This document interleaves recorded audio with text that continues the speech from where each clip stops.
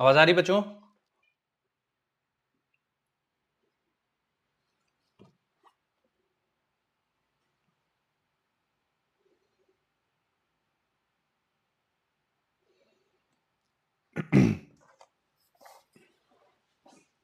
Sir आपकी आवाज साफ नहीं आ रही। साफ नहीं आ रही? अब आ रही है? Yes sir. No sir. Okay, मतलब क्या प्रॉब्लम आ रही है? बिल्कुल क्लियर नहीं आ रही है। फट रही है सर। ओ बच्चों, दूसरे सेंटर वाले भी थोड़ा सा बताइए। आवाज नहीं आ रही क्या बच्चों मेरी? बिल्कुल बिल्कुल क्लियर नहीं आ रही सर। ओ ओके। सर क्लियर आ रही है। क्लियर आ रही है। ए, तुम लोग ये क्यों? अपने सेंटर पे चेक करो भाई, क्लियर है सब जगह। आइए। सर किसी लड़की की आवाज चल रही है। लड़की की आवाज लग रही है? Yes sir. तो खुद की तो नहीं सुन रहे हो भाई? Good morning sir. Good morning, good morning, good morning, good morning, good morning, good morning. आइए शुरू करते हैं बच्चों, नया सेशन, नई इनिंग्स। बैठिए। चलो बधाई हो। Come back sir. धन्यवाद। बच्चों आज इस सेशन में हम लोग कोशिश करेंगे 2 टॉपिक कवर करने की, उसके बाद फिर डिस्कशन करेंगे डीपीपीस का। तो एक तो ग्रेविटेशनल पोटेंशियल आपको थोड़ा सा बताना है और केप्लर्स लॉज डिस्कशन करने हैं। आइए शुरू करते हैं कहानी। तो जो लास्ट क्लास में हम लोगों ने स्केप स्पीड, स्केप वेलोसिटी समझ लिया था, और कितने टाइप की कंडीशन में स्केप वेलोसिटी पूछी जा सकती है कि acceleration due to gravity constant है तो बताइए, डेंसिटी कांस्टेंट है तो बताइए, मास कांस्टेंट है तो बताइए, और तीनों का रेशियो किस तरह से निकालते हैं वो सब डिस्कशन किया था। अब ग्रेविटेशनल पोटेंशियल पढ़ना है, तो शुरू करते हैं बच्चों। अगर आप में से कोई बताना चाहे, एक्सप्लेन करना चाहे ग्रेविटेशनल पोटेंशियल क्या होता है, किस तरह से डिफाइंड होती है, जो भी आप जानते हैं ग्रेविटेशनल पोटेंशियल के बारे में बताना चाहें तो बिल्कुल बता सकते हैं। जो भी इंफॉर्मेशन है, सही गलत की परवाह मत करिए, गलत होगा तो कोई बात नहीं, अभी तो डिस्कशन शुरू ही नहीं हुआ।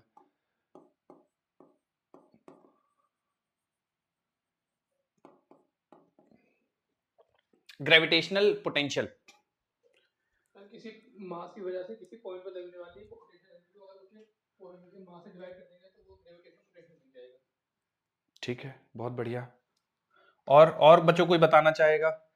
एक डेफिनेशन आई है कि सर अगर ग्रेविटेशनल पोटेंशियल एनर्जी को उसके मास से डिवाइड कर दें तो फिर जो बचता है वो ग्रेविटेशनल पोटेंशियल कहलाता है। और कोई कुछ, किसी को जानकारी हो बच्चों, कोई कंट्रीब्यूट करना चाहे, बताना चाहे?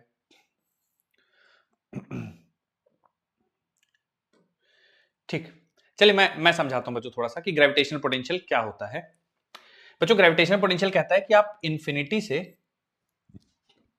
यूनिट मास के पार्टिकल को आर दूरी पे लाएंगे तो इस प्रोसेस में जितना वर्क करना होता है वो कहलाता है ग्रेविटेशनल पोटेंशियल। मैं फिर से बताता हूं कि इंफिनिटी से एक पार्टिकल को लाइए आप, ठीक है, और इस प्रोसेस में जितना वर्क करना पड़ेगा, ठीक है, उसको ग्रेविटेशनल पोटेंशियल कहा जाता है। जैसे ये तो बच्चों देखिए दोनों पार्टिकल एक दूसरे को अट्रैक्ट कर रहे होंगे, तो ये तो थोड़ा सा सिंपल है, इससे ज्यादा फील नहीं आएगी। लेकिन मैं अगर एक एग्जांपल ले लूं चार्जेस का, तो जैसे मान लीजिए ये पॉजिटिव चार्ज है और इसके पास एक +1 कूलम चार्ज ले आइए आप इंफिनिटी से, तो बच्चों ये इन दोनों में रिपल्शन होगा। तो जब आप ये 1 कूलम चार्ज को लाके यहाँ पे रखेंगे ना, तो आपको वर्क करना पड़ेगा। तो इस 1 कूलम को चार्ज को लाने के लिए जितना वर्क करना पड़ेगा वो कहलाता है पोटेंशियल, ठीक है। तो इसी तरह से ग्रेविटेशनल पोटेंशियल कैसे डिफाइन करते हैं? Work done in bringing a unit positive charge, ठीक है, क्योंकि unit mass, sorry positive charge नहीं, work done in bringing a unit mass from infinity to a point, it is called as potential of that point, ठीक है। तो external agent को कितना work करना पड़ता है इंफिनिटी से यूनिट 1 केजी के मास को इस पॉइंट तक लाने के लिए, उसको हम लोग पोटेंशियल कहते हैं। तो बच्चों अगर मैं थोड़ा सा इसमें वैल्यूज रखूं, तो एक्सटर्नल एजेंट का जो वर्क डन होगा इंफिनिटी से एम मास को लाने के लिए, तो बच्चों तुम सारे जानते हो कि जो पोटेंशियल एनर्जी में चेंज होता है वही एक्सटर्नल एजेंट का वर्क डन होता है।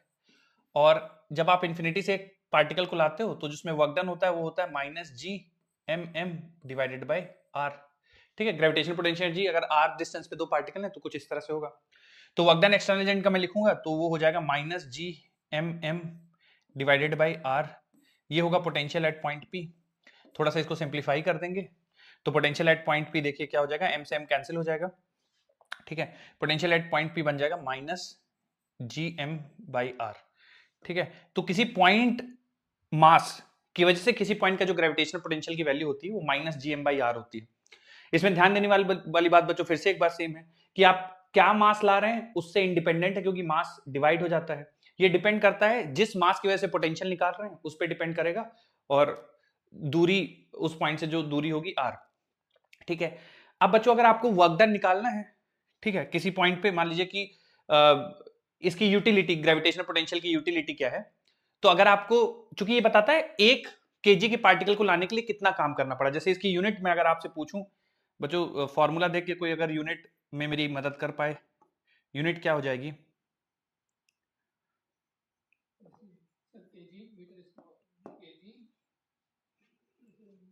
फॉर्मूला लिखा हुआ है, यूनिट बताना है।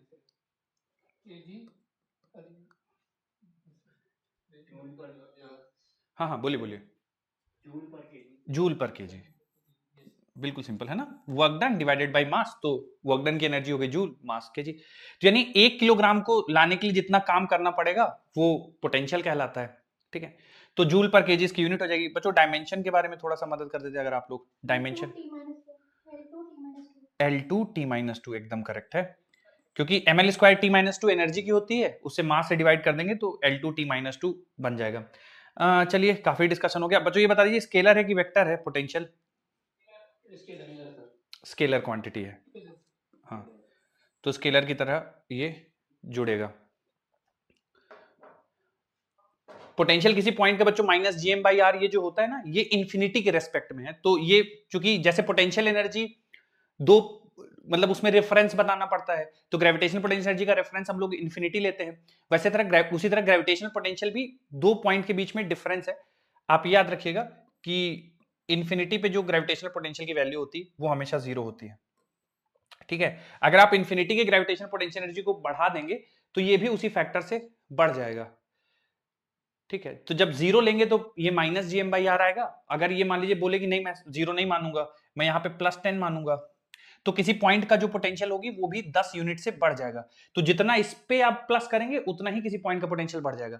आप बोले नहीं सर इसको मैं 0 नहीं मानूंगा, +10 भी नहीं मानूंगा, मैं इसको -10 मानूंगा, तो उसमें भी बच्चों फिर यहाँ पे -10 हो जाएगा। कहने का मतलब है कि किसी भी पॉइंट का पोटेंशियल, ग्रेविटेशनल पोटेंशियल इंफिनिटी पे डिपेंड करता है। तो अगर इंफिनिटी का 0 है तो ये -gm/r, फिर अगर इंफिनिटी का +10 करेंगे तो यहाँ पे भी +10 हो जाएगा, इंफिनिटी का -10 करेंगे तो यहाँ पे -10 हो जाएगा। ठीक है, ये जो बताया बच्चों ये नोट कर लीजिए, फिर आगे का डिस्कशन करेंगे।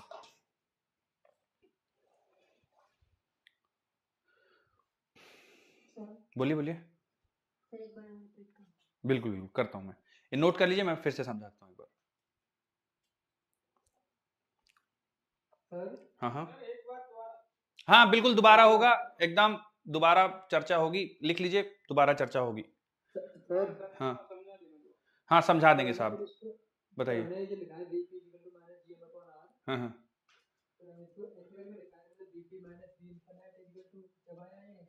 हाँ बिल्कुल, Vp माइनस वी इन्फिनिटी, मतलब इन्फिनिटी के कंपेरेटिवली इस इन्फिनिटी से कंपेयर करें तो इसका पोटेंशियल -gm/r है।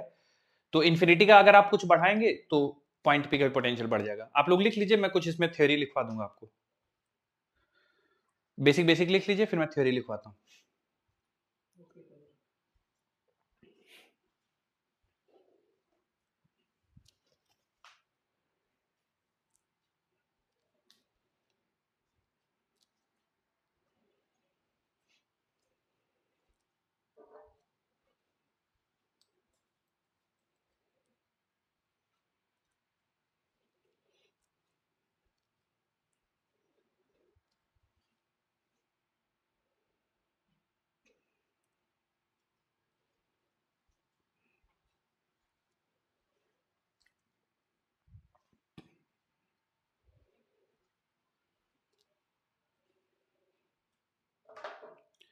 यूनिट लिखना है बच्चों, डायमेंशन लिखना है, स्केलर क्वांटिटी ये लिखना है। सर इसमें पार्टिकल इंफिनिटी से एक पॉइंट तक जा रहा है। राइट, इंफिनिटी से एक पॉइंट तक आ रहा है। बोलिए। सर आपने वो बताया मतलब कि अगर पॉजिटिव से नेगेटिव एक बार बता देना। ठीक है, मैं ये कह रहा था कि जैसे किसी पॉइंट का जो पोटेंशियल लिखते हैं वो इन्फिनिटी के रेस्पेक्ट में लिखते हैं। तो जैसे हम लोग minus G M by R लिख रहे हैं, वो तब का केस है जब इन्फिनिटी पे जीरो मान लिया। अब कोई सवाल तुमको बनाने के लिए या आपके कॉन्सेप्ट चेक करने के लिए बोल दे कि नहीं इन्फिनिटी पे मैं जीरो नहीं मानूंगा, इस बार इन्फिनिटी पे ना मैं 2 यूनिट मानूंगा कि +2 है इन्फिनिटी पोटेंशियल। तो जब जीरो था तब ये था, अगर आप 2 बढ़ा देंगे तो 2 इसमें भी बढ़ जाएगा ना। ठीक है, तो जितना पोटेंशियल आप यहां रखेंगे उतना ही आपको यहां पे किसी पॉइंट पे जोड़ना पड़ेगा। आप यहाँ पे 2 नहीं रखिए, यहाँ पे -2 रख दीजिए। तो जब -2 रखेंगे तो यहाँ पे -2 हो जाएगा। ठीक है।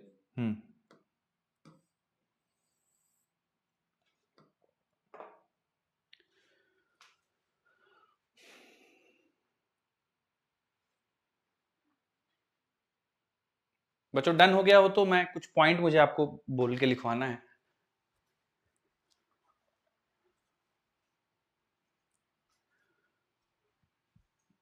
हो गया सर। ओके हो गया है। ठीक हो गया सर। ठीक है बच्चों, मैं कुछ पॉइंट्स बोल रहा हूं, वो पॉइंट आप लिख लीजिएगा। ठीक है, पहला पॉइंट लिखिए, it is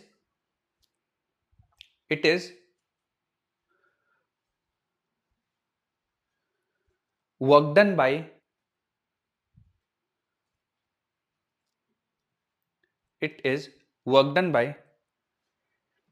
external agent. It is work done by external agent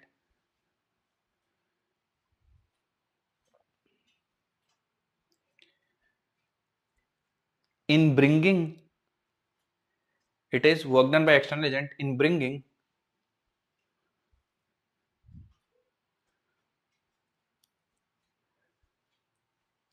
unit mass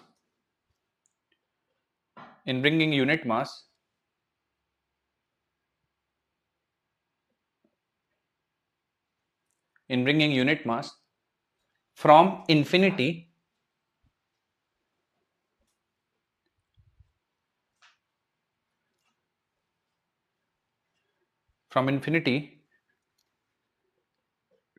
to a point.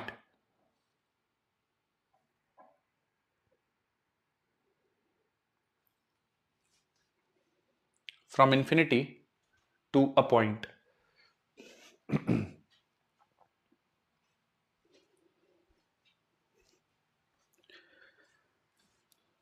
अगला पॉइंट लिखिए,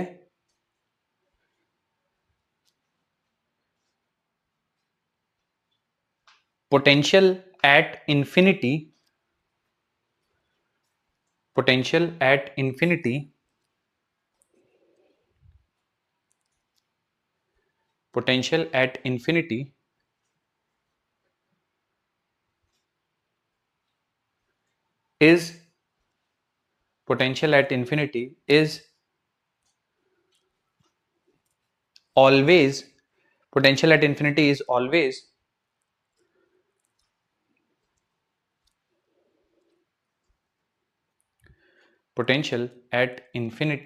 is always taken as zero.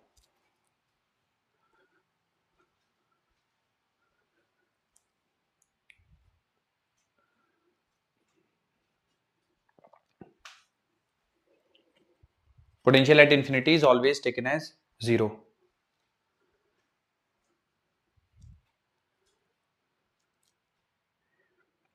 ठीक है बच्चों, मैं फिर से समझा देता हूँ, कुछ बच्चे शायद नहीं समझ पाए थे उस चीज को, तो मैं फिर से एक्सप्लेन कर रहा हूँ। जो लोग नहीं समझ पाए थे जरा ध्यान से सुनिएगा।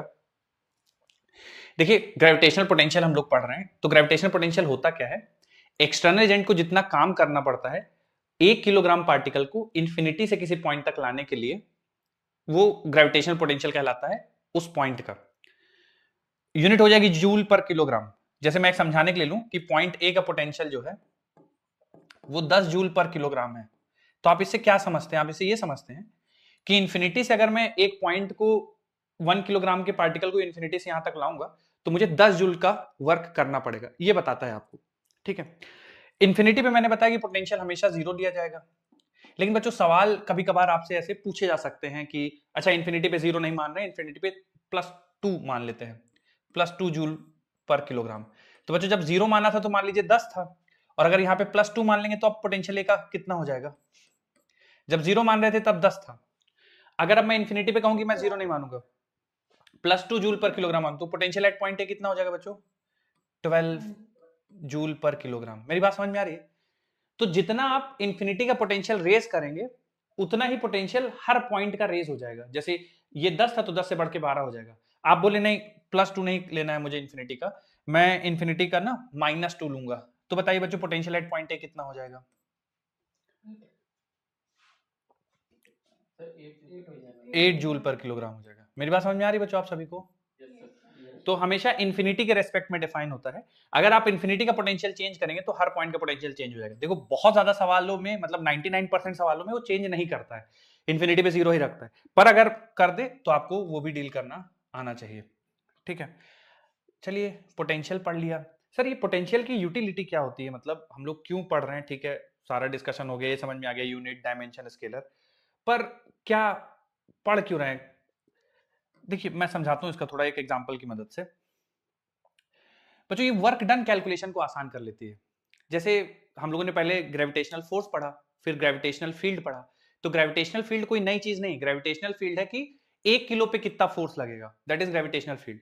तो चीजें थोड़ा सा आसान हो जाती हैं। जैसे कि मैं आपसे बोल दूं कि पॉइंट ए है और मान लीजिए यहाँ पे पॉइंट बी है, मैं बोलूँ आपको पॉइंट ए का जो पोटेंशियल है वो 10 जूल पर किलोग्राम है, तो बताओ इन्फिनिटी से अगर मैं 4 किलोग्राम पार्टिकल को इन्फिनिटी से ए तक लाऊं तो बताओ एक्सटर्नल एजेंट को कितना वर्क करना पड़ेगा?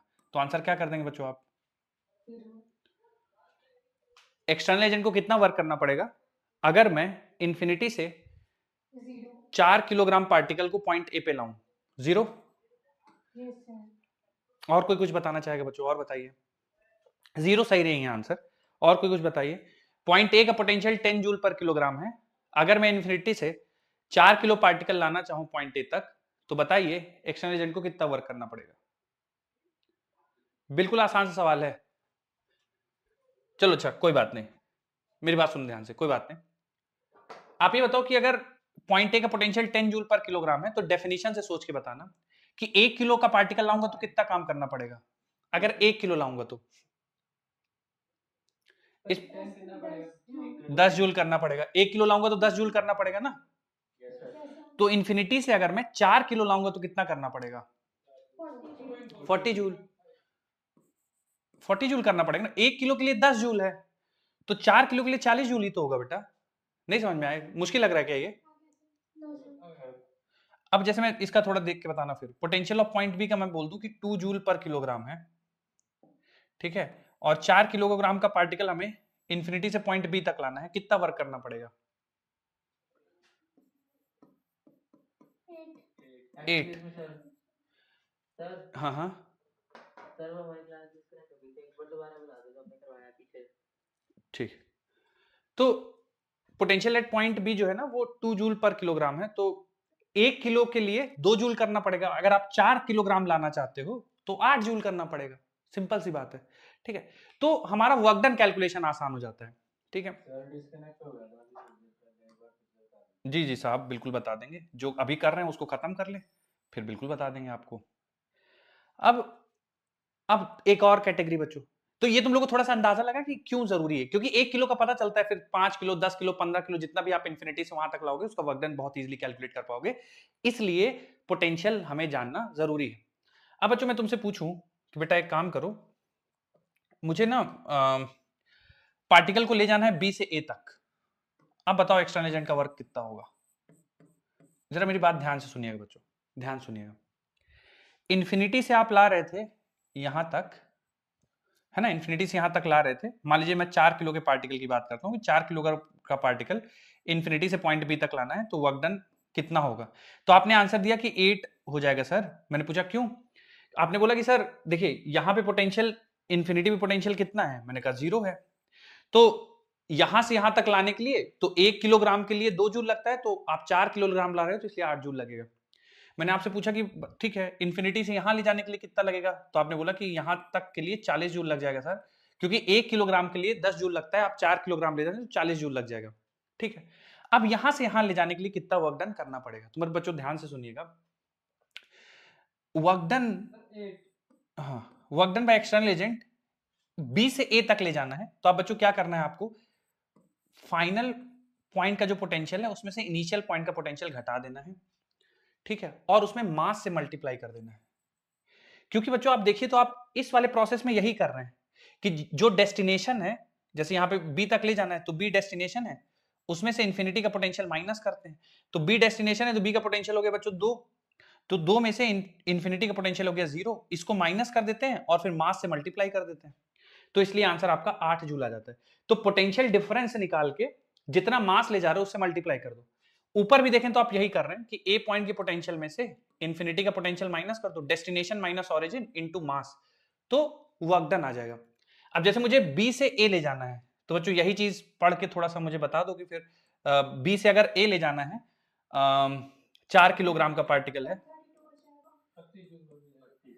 कितना वर्क करना पड़ जाएगा 32, है ना, क्योंकि मास तो बेटा हम लोग का 4 हो गया और डेस्टिनेशन है हमारा 10 और ऑरिजिन है हमारा 2, तो हमारा जो आंसर आ जाएगा 32 जूल हो जाएगा। क्या मेरी बात समझ में आ रही है बच्चों आप सभी को? हाँ, तो इस तरह की चीजों में बच्चों ये हेल्पफुल होता है कि 2 पॉइंट का आपको पोटेंशियल पता है और आपसे वर्क डन पूछा जाए उन दोनों पॉइंट का, तो डेस्टिनेशन माइनस ऑरिजिन कर दोगे तो आंसर आ जाएगा। ये तो बच्चों एक्सटर्नल एजेंट का वर्क डन आ गया। अगर मैं आपसे पूछूं नहीं मुझे एक्सटर्नल नहीं बताओ, मुझे बताओ ग्रेविटेशनल फील्ड का वर्क डन कितना होगा, फिर आप आंसर क्या करेंगे? ग्रेविटेशनल फील्ड का वर्क डन -32 जूल हो जाएगा एकदम, ठीक है। जो एक्सटर्नल का होगा उसका निगेटिव माइनस हो जाएगा। अच्छा बच्चों, work done by external agent में हम लोग कुछ और भी लिखते हैं, work done by external agent को डेल्टा यू भी लिखते हैं ना बच्चों, ठीक है, work done by external agent delta U.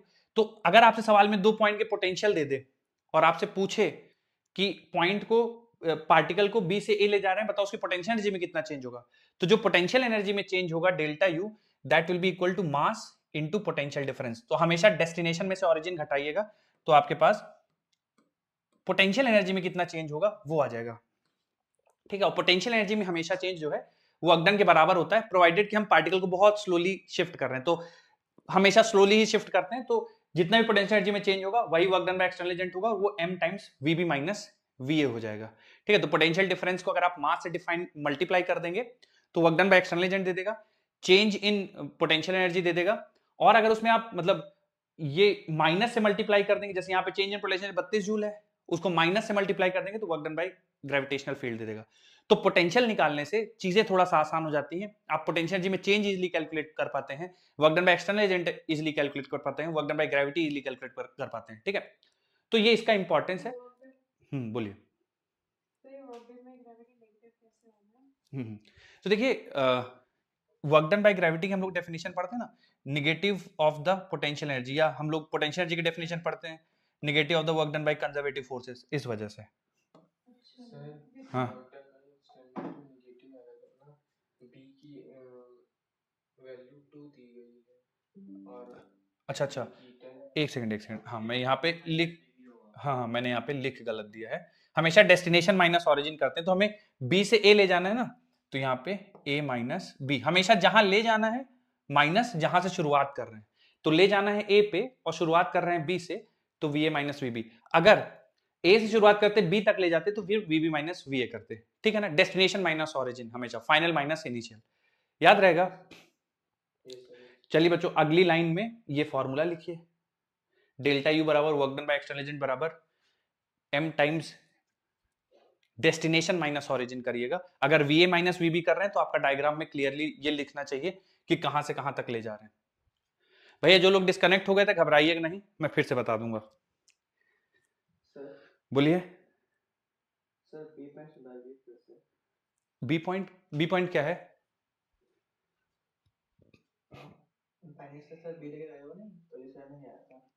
देखिए 2 जूल पर किलोग्राम बोल रहे हैं ना, मतलब अगर आप इंफिनिटी से 1 किलो पार्टिकल लाते हैं तो उसके लिए 2 जूल काम करना पड़ेगा, तो आप इंफिनिटी से अगर 4 किलो लाएंगे तो कितना काम करना पड़ेगा? 1 किलो के साथ 2 जूल, तो 4 किलो के साथ 8 जूल, तो 8 जूल काम करना पड़ेगा।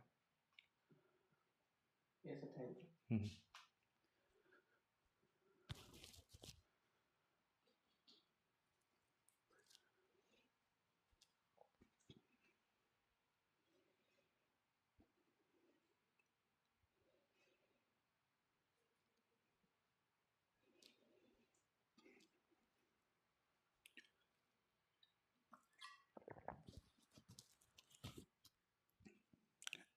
अपनी लैंग्वेज में बच्चों अगर कोई पॉइंट ऐड करना चाहे तो आप लिख लीजिएगा, याद रहना जरूरी है आपको।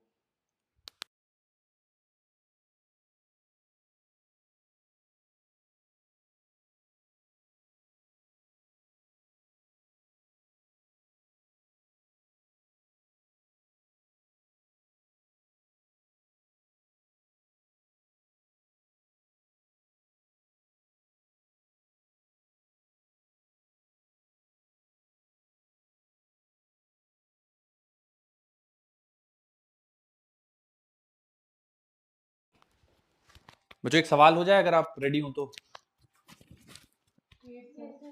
ठीक ठीक। भैया जिनका डिस्कनेक्ट हुआ था मैं फिर से देखिए बता रहा हूँ।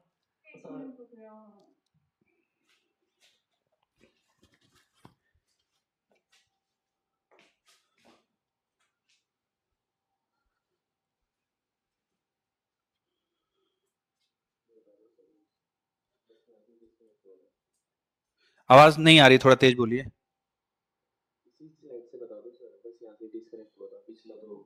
अच्छा अच्छा, इसमें बस मैं ये समझा रहा था कि जैसे किसी पॉइंट का पोटेंशियल मान लीजिए 10 जूल पर किलोग्राम है, तो मतलब 1 किलोग्राम के लिए आपको 10 जूल काम करना पड़ेगा। तो अब मान लीजिए आप 4 किलोग्राम का पार्टिकल लाते हैं, ठीक है, यहां से इन्फिनिटी से 4 किलोग्राम का पार्टिकल लाते हैं, तो आपको 1 किलोग्राम के लिए 10 जूल, तो 4 किलोग्राम के लिए 40 जूल। उसी तरह से अगर आप 1 किलोग्राम का पार्टिकल यहां लाते हैं तो 2 जूल करना पड़ेगा, तो 4 किलो का लाएंगे तो 8 जूल करना पड़ेगा, ठीक है। तो ये तो इन्फिनिटी से जाने वाली कहानी हो गई। लेकिन अगर आप बी से ए ले जाते हैं और पूछ दिया जाए कितना वर्क करना पड़ेगा, तो बी से ए ले जाने के लिए जो वर्क डन होगा वो mass into destination minus origin, जहां पहुंचाना चाहते हैं और जहां से शुरू कर रहे हैं उनके बीच के ग्रेविटेशनल पोटेंशियल का डिफरेंस ले लीजिए और मास ऑफ द पार्टिकल से मल्टीप्लाई कर दीजिए जितना ले जाना चाहते हैं, वो आपका work done by external agent हो जाएगा और उतना ही आपको पोटेंशियल एनर्जी में चेंज मिलेगा। तो जो एक सवाल ले रहा हूं बिल्कुल फॉर्मूला बेस्ड है, ठीक है, गड़बड़ नहीं कीजिएगा।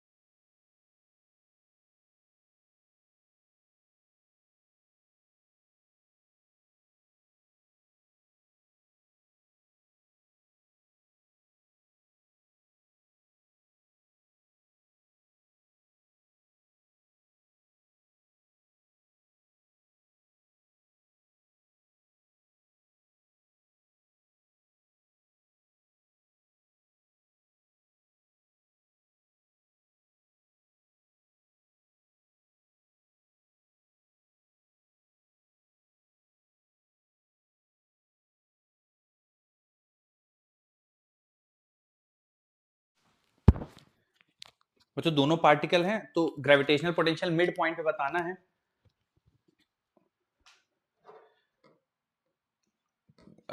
कोई कॉन्सेप्ट बताना चाहे कि सर ये सोच लेंगे इस तरह से हो जाएगा,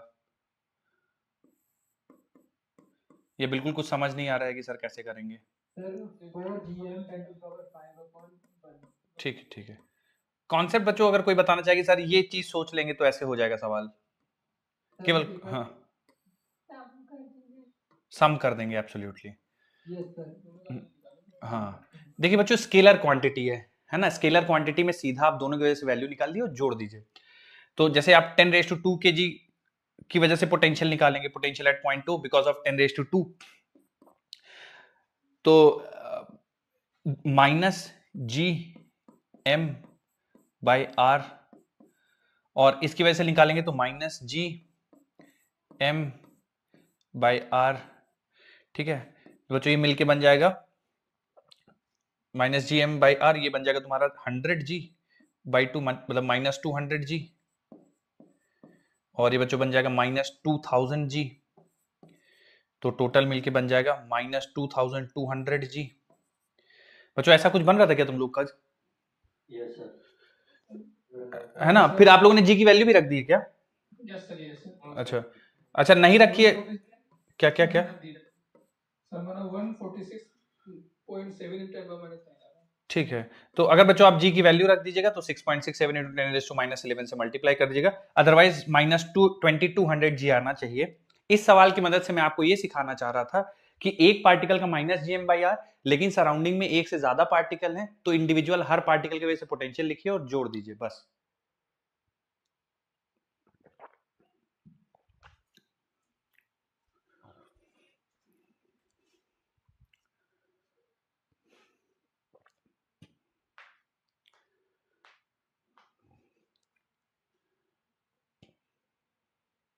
अच्छा बच्चों देखिए, यहाँ पे मैंने ना आपको समझाने के लिए v और vb पॉजिटिव ले लिए थे, जब मैं समझा रहा था आपको, तो वहां पे v और vb पॉजिटिव ले लिए थे, लेकिन मास के लिए पोटेंशियल निगेटिव ही आएगा।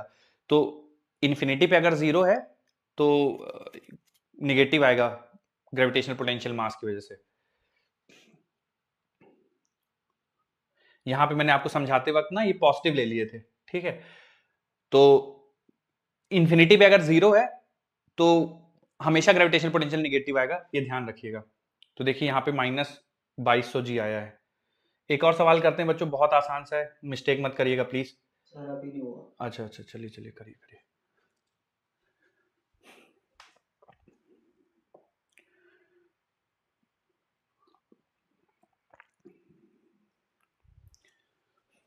बच्चों आप लोग के मतलब जान पहचान में जैसे आप लोग डॉक्टर्स बन रहे हैं, तो आपने मेडिकल किसी के इंस्पिरेशन से लिया होगा, तो कोई है क्या आपके रिलेशन में जो अभी मेडिकल कर चुके हैं या मेडिकल नहीं। की पढ़ाई कर रहे हैं? सर है सर। नौ सर। हम्म, है सर है। नहीं अच्छा, है। कुछ हैं तो उनमें जैसे मेरे मेरे एक रिलेटिव हैं। है सर। अरे वाह, good good good. Yes sir. तो मेरे एक रिलेटिव थे, तो उनका मेडिकल उन्होंने किया था जब मैं पढ़ाई कर रहा था, तभी वो मेडिकल की पढ़ाई कर रहे थे।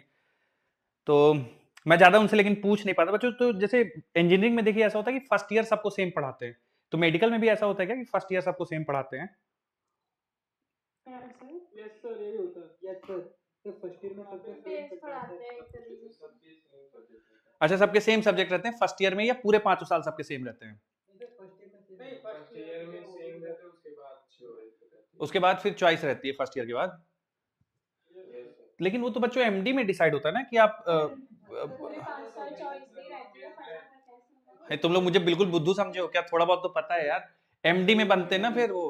सारे बढ़िया होते हैं और एमडी में आपकी चॉइस बनती है। हाँ, एमडी में फिर वो बच्चों वाले डॉक्टर्स अलग हो जाते, कान वाले, नाक वाले, वो सब एमडी में होता है ना। सर सर हमें पता था, हम मेडिकल कॉलेज पीजी में करते, सर वो पीजी में होता है। वो पीजी में अलग होता है ना। नहीं, मेरा सवाल आपसे ये है कि जब आप एमबीबीएस यूजी करते हो, यानी जब आप अंडर ग्रेजुएशन 12th के बाद जब आप एमबीबीएस में पढ़ते हो, 5 साल की पढ़ाई होती है शायद मेरे हिसाब से, if I am not wrong, 5.5 साल। Yes sir. तो उसमें मेरा सवाल ये है कि 5 साल सारे बच्चे सेम, जो भी एमबीबीएस के लिए क्वालिफाई, डेंटल अलग हो गया, उसको नहीं काउंट करा, यस सर। तो 5 साल तक सेम रहता है। बीएस वालों का सेम है। 4.5 साल का कोर्स होता है और 1 साल की इंटर्नशिप होती है। इंटर्नशिप होती है, तो वो जो 4.5 साल हम लोग पढ़ते हैं, तो सारे बच्चे सेम ही पढ़ते हैं या? जी सर जी। अच्छा, ओके सेम पढ़ते हैं। ओके। टोटल 19 सब्जेक्ट होते हैं सर, वो डिवाइड हो जाते हैं 4.5 साल में। अच्छा, 19 सब्जेक्ट रहते हैं और 4 साल में, 4.5 साल में डिवाइड हो जाते हैं। सर जैसे 10th क्लास होती है ना, उस तरीके से बेस पढ़ाया जाता है 4 साल तक, हाँ। और फिर 11th और 12th होती है वो एमडी की तरह। हाँ, वो एमडी की तरह। तो फिर जैसे आप ये 4 साढ़े 4 साल पढ़ लेंगे, फिर आप एमडी में जब एडमिशन लेने के लिए जाएंगे, तो फिर से शायद आपको एक एग्जाम लिखना होता है ना, पीजी। सर वो पीजी की तरह से तो नहीं, तो जैसे आपने 4.5 साल पढ़ लिया, आपने 1 साल की इंटर्नशिप कर ली, सब बढ़िया निकल गया, आपके अच्छे मार्क्स आ गए, आप एकदम पास हो गए, ठीक है।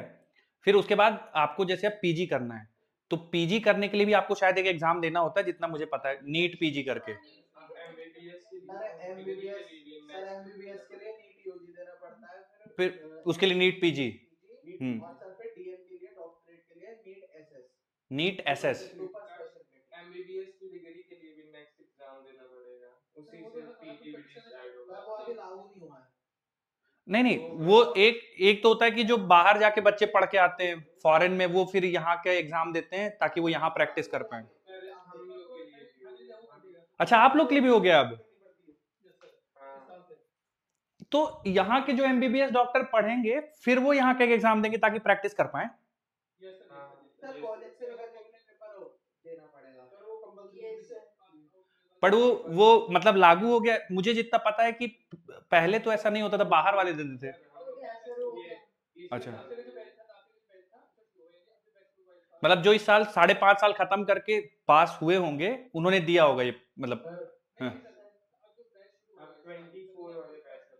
हाँ हाँ। श्योर नहीं हुआ है कि इस साल मतलब अब जो वाला बैच होगा उसमें ऐसा होगा या नहीं होगा ओके, सर, पर जब तक हम निकलेंगे तब तक हो जाएगा सर। मैं इसीलिए डॉक्टर्स की बहुत रेस्पेक्ट करता हूँ, बहुत पढ़ते हैं यार डॉक्टर्स। इंजीनियर्स थोड़ा सा हम लोग 4 साल, हाँ सर अभी किसी पे भरोसा मत करो, कोई मेडिकल आईडी। हाँ, नहीं नहीं नहीं, फिर भी एक आइडिया हो जाता है ना, जैसे मैं पूछ अपने सीनियर से पूछ के कभी कभार कि क्या चलता है। तो मुझे लगा कि तुम लोग को भी आइडिया होगा, बट मुझे जितना लगता है कि स्पेशलाइज शायद आप एमबीबीएस के बाद, पता नहीं। खैर आइए एक सवाल करते हैं बच्चों इसी पे।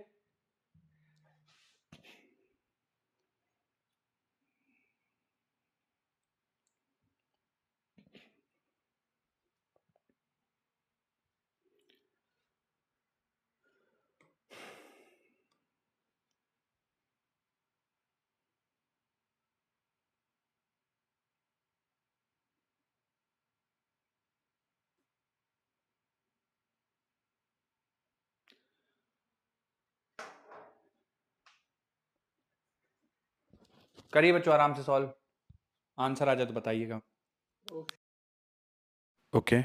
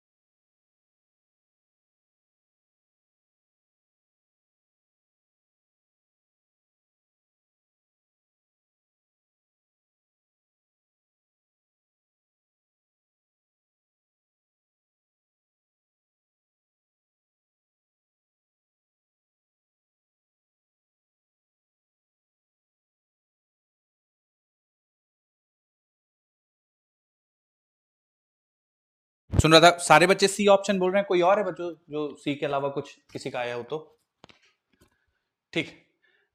थोड़ा मदद करिए बच्चों, कैसे कैसे आप लोग सॉल्व किए, क्या थॉट प्रोसेस था, कैसे सोचे आप लोग। सर जीएम को आर का जब फॉर्मूला लगाएंगे माइनस जीएम को आर, ठीक है फिर उसके आर की वैल्यू निकाल देंगे, ठीक है। जीपी फॉर्मूला है।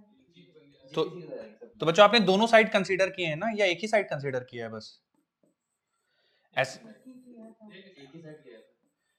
ये प्लस माइनस लिखा है ना बेटा, +-1 मीटर, +-2 मीटर, +-4, +-18, +-16। चलिए दोनों साइड कंसीडर कीजिए और फिर बताइए आंसर कितना आएगा।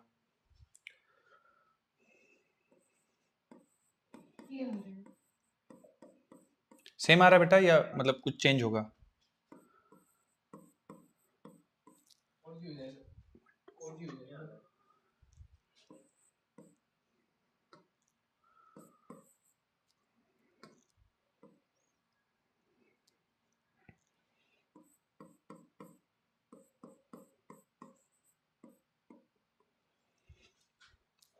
बच्चों मेरा सिंपल सा सवाल है, जैसे आप लोगों ने इस तरफ मान के किया है, अगर इस तरफ भी मास डिस्ट्रीब्यूशन है तो क्या सेम आना चाहिए या अंतर आना चाहिए? अंतर आना चाहिए तो क्या अंतर आना चाहिए? माइनस लग जाएगा। माइनस लग जाएगा, बस इतना अंतर आएगा।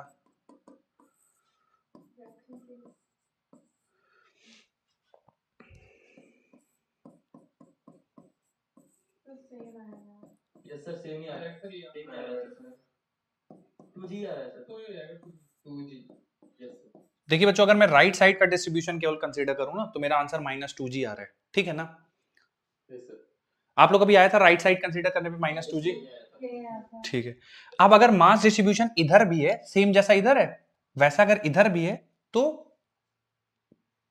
पोटेंशियल एट O, ओरिजिन पे पोटेंशियल पे आप कह रहे हैं कि कोई फर्क नहीं पड़ेगा, ऐसा सारे बच्चे कह रहे हैं कोई फर्क नहीं पड़ेगा, या कोई कुछ और दूसरा ओपिनियन है कि नहीं सर अब बढ़ जाएगा अब, या घट जाएगा, या क्या हो जाएगा अब अगर इधर भी कंसीडर करें तो? साइन चेंज हो जाएगा सर। साइन चेंज हो जाएगा। ऐसे प्लस प्लस प्लस टू हो जी जाएगा हो सर, प्लस टू जाएगा। जी, इससे प्लस टू जी जाएगा, प्लस टू जाएगा, बच्चों डी ऑप्शन आएगा, 4G हो जाएगा। और ये आएगा। सर अगर मास बढ़ेगी तो पोटेंशियल भी तो ऐड होगा ना उनका।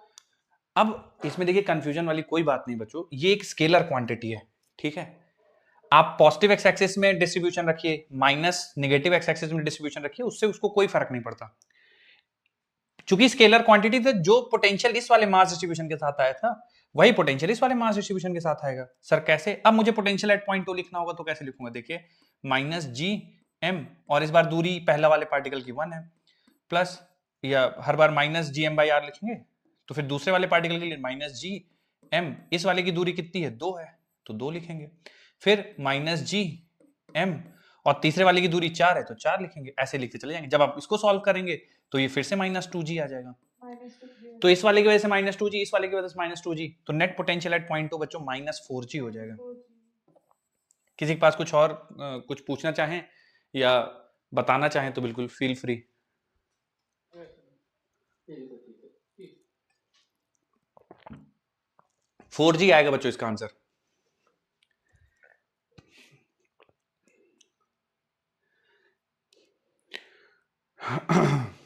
रुक जाइए सर। हाँ हाँ, लिखिए लिखिए लिखिए लिखिए।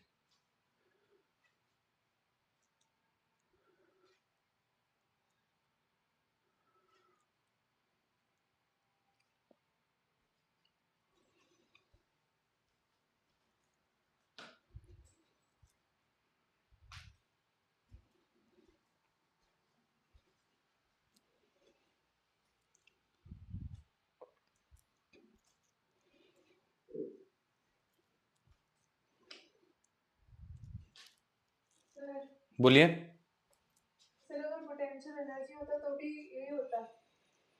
हाँ, फिर हम जैसे मान लीजिए, देखिए पोटेंशियल एनर्जी निकालने के लिए ना, फिर वो बोलता कि यहाँ पे एक पार्टिकल रख रहे हैं, उसकी पोटेंशियल एनर्जी कितनी होगी। हाँ ठीक है, मान लीजिए यहाँ पे बोल दिया जाए कि 2 किलो का एक पार्टिकल रख दिया है, बताओ इसकी पोटेंशियल एनर्जी कितनी होगी 2 किलो के।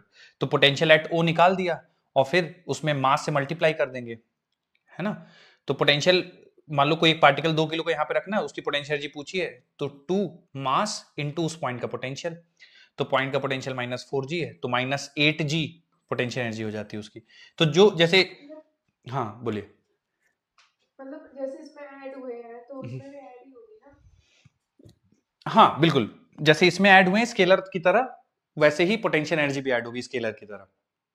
Okay sir. हम्म, हेलो हाँ बोलिए। सर, वो पहले वाले क्लास का रिकॉर्डिंग 9:50 से आ रहा है। अच्छा ओके ओके, हाँ शायद क्योंकि, पहले का 50 मिनट गायब हो गया। ओके ठीक है, मैं बताता हूँ उनको, है ना। लाइव हो जाता है ना सर, तो फिर लाइव की अच्छा लाइव हो जाता है तो फिर लाइव का ही रिकॉर्डिंग काउंट होता है क्या? चलिए मैं उनको, आप परेशान मत होइए, हो जाएगा। मेरे पास ये सिस्टम में रिकॉर्डिंग है, अगर नहीं आएगा तो पूरा फिर से अपलोड कर देंगे, हो जाएगा, मत परेशान होइए। आइए सवाल करते हैं बच्चों अगला। थोड़ा सोच समझ के करिएगा बच्चों, ये मैंने आपको बहुत बताया, बार बार बताया है, गड़बड़ नहीं करिएगा। पढ़ लीजिए सवाल।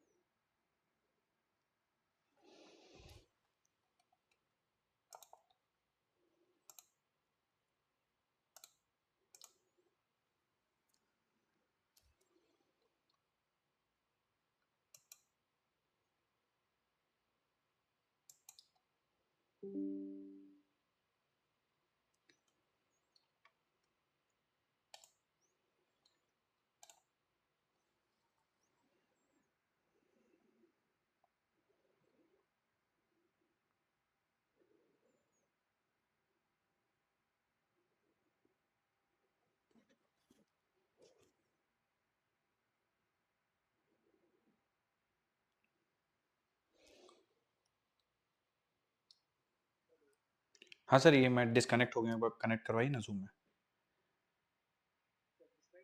हाँ हाँ हाँ, ठीक है ओके। नहीं नहीं वही है सर। सर ये पूछ रहा है ज्वाइन फ्रॉम ब्राउजर, वो कर दें क्या क्लिक? ज्वाइन फ्रॉम ब्राउजर पूछ रहा है। हाँ, ठीक है करिए करिए, कोई नहीं सर करिए।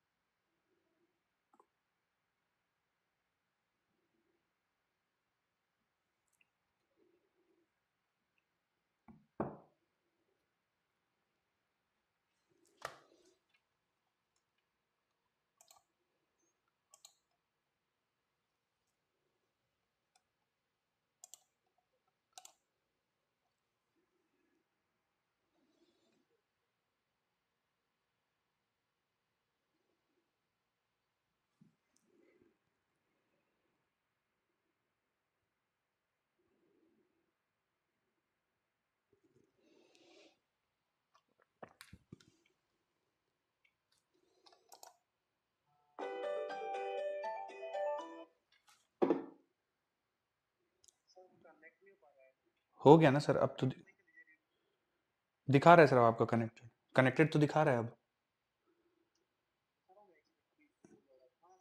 हम्म।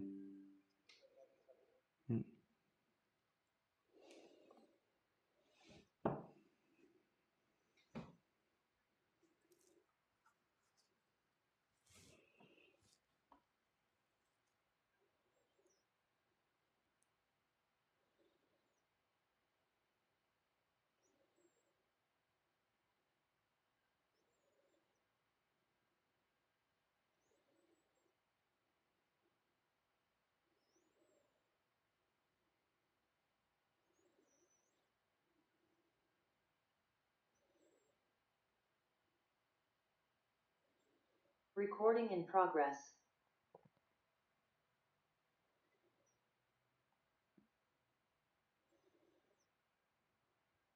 हेलो हेलो, क्या हाल है सर? बढ़िया बढ़िया बढ़िया, आवाज आ रही बच्चों? अब आवाज आ रही बच्चों? हाँ आवाज आ रही है सर? हाँ हाँ, पता नहीं यार, मैं डिस्कनेक्ट हो गया था जूम से। आइए, तो इसका आंसर, हाँ हाँ हाँ हाँ, इसका आंसर निकाले आप लोग, क्या आ रहा है? क्वेश्चन नहीं देख पा अभी। अच्छा क्वेश्चन ही नहीं देख पाए थे, ओह चलिए चलिए ठीक है करिए।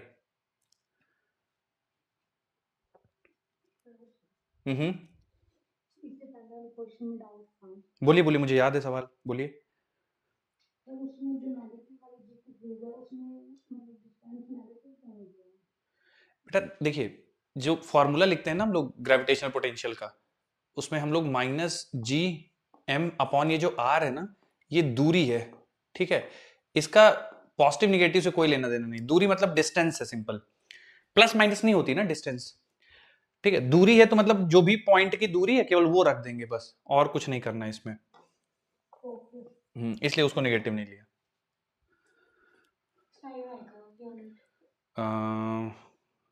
ए बी सी कौन सा? ओके, सर बी आ रहा है। सर बी ऑप्शन आ रहा है सर। बिल्कुल बच्चों, बी ऑप्शन ही सही होगा, क्योंकि जब इन्फिनिटी पे हम लोग, हाँ इन्फिनिटी पे जीरो ले रहे थे तो पोटेंशियल एट ए जो है वो -5 आ रहा था। तो जैसे आप इसको बढ़ा के कह रहे हैं कि अब मैं इन्फिनिटी पे जीरो नहीं लूंगा, इन्फिनिटी पे 10 लूंगा, तो जितना पोटेंशियल इन्फिनिटी पे बढ़ाएंगे हर एक पॉइंट पे उतना ही पोटेंशियल बढ़ जाएगा, तो ये बढ़ के -5 + 10 हो जाएगा, इसलिए आंसर +5 जूल पर कूलम आ जाएगा, तो पर किलोग्राम आ जाएगा, तो बी ऑप्शन सही हो जाएगा। ठीक है, जितने कॉन्सेप्ट यही है बच्चों, जितनी यूनिट आप इन्फिनिटी का पोटेंशियल बढ़ा देंगे हर पॉइंट पे उतने यूनिट से पोटेंशियल बढ़ जाएगा। एक और बच्चों सवाल। एक मिनट हाँ लिखिए लिखिए लिखिए।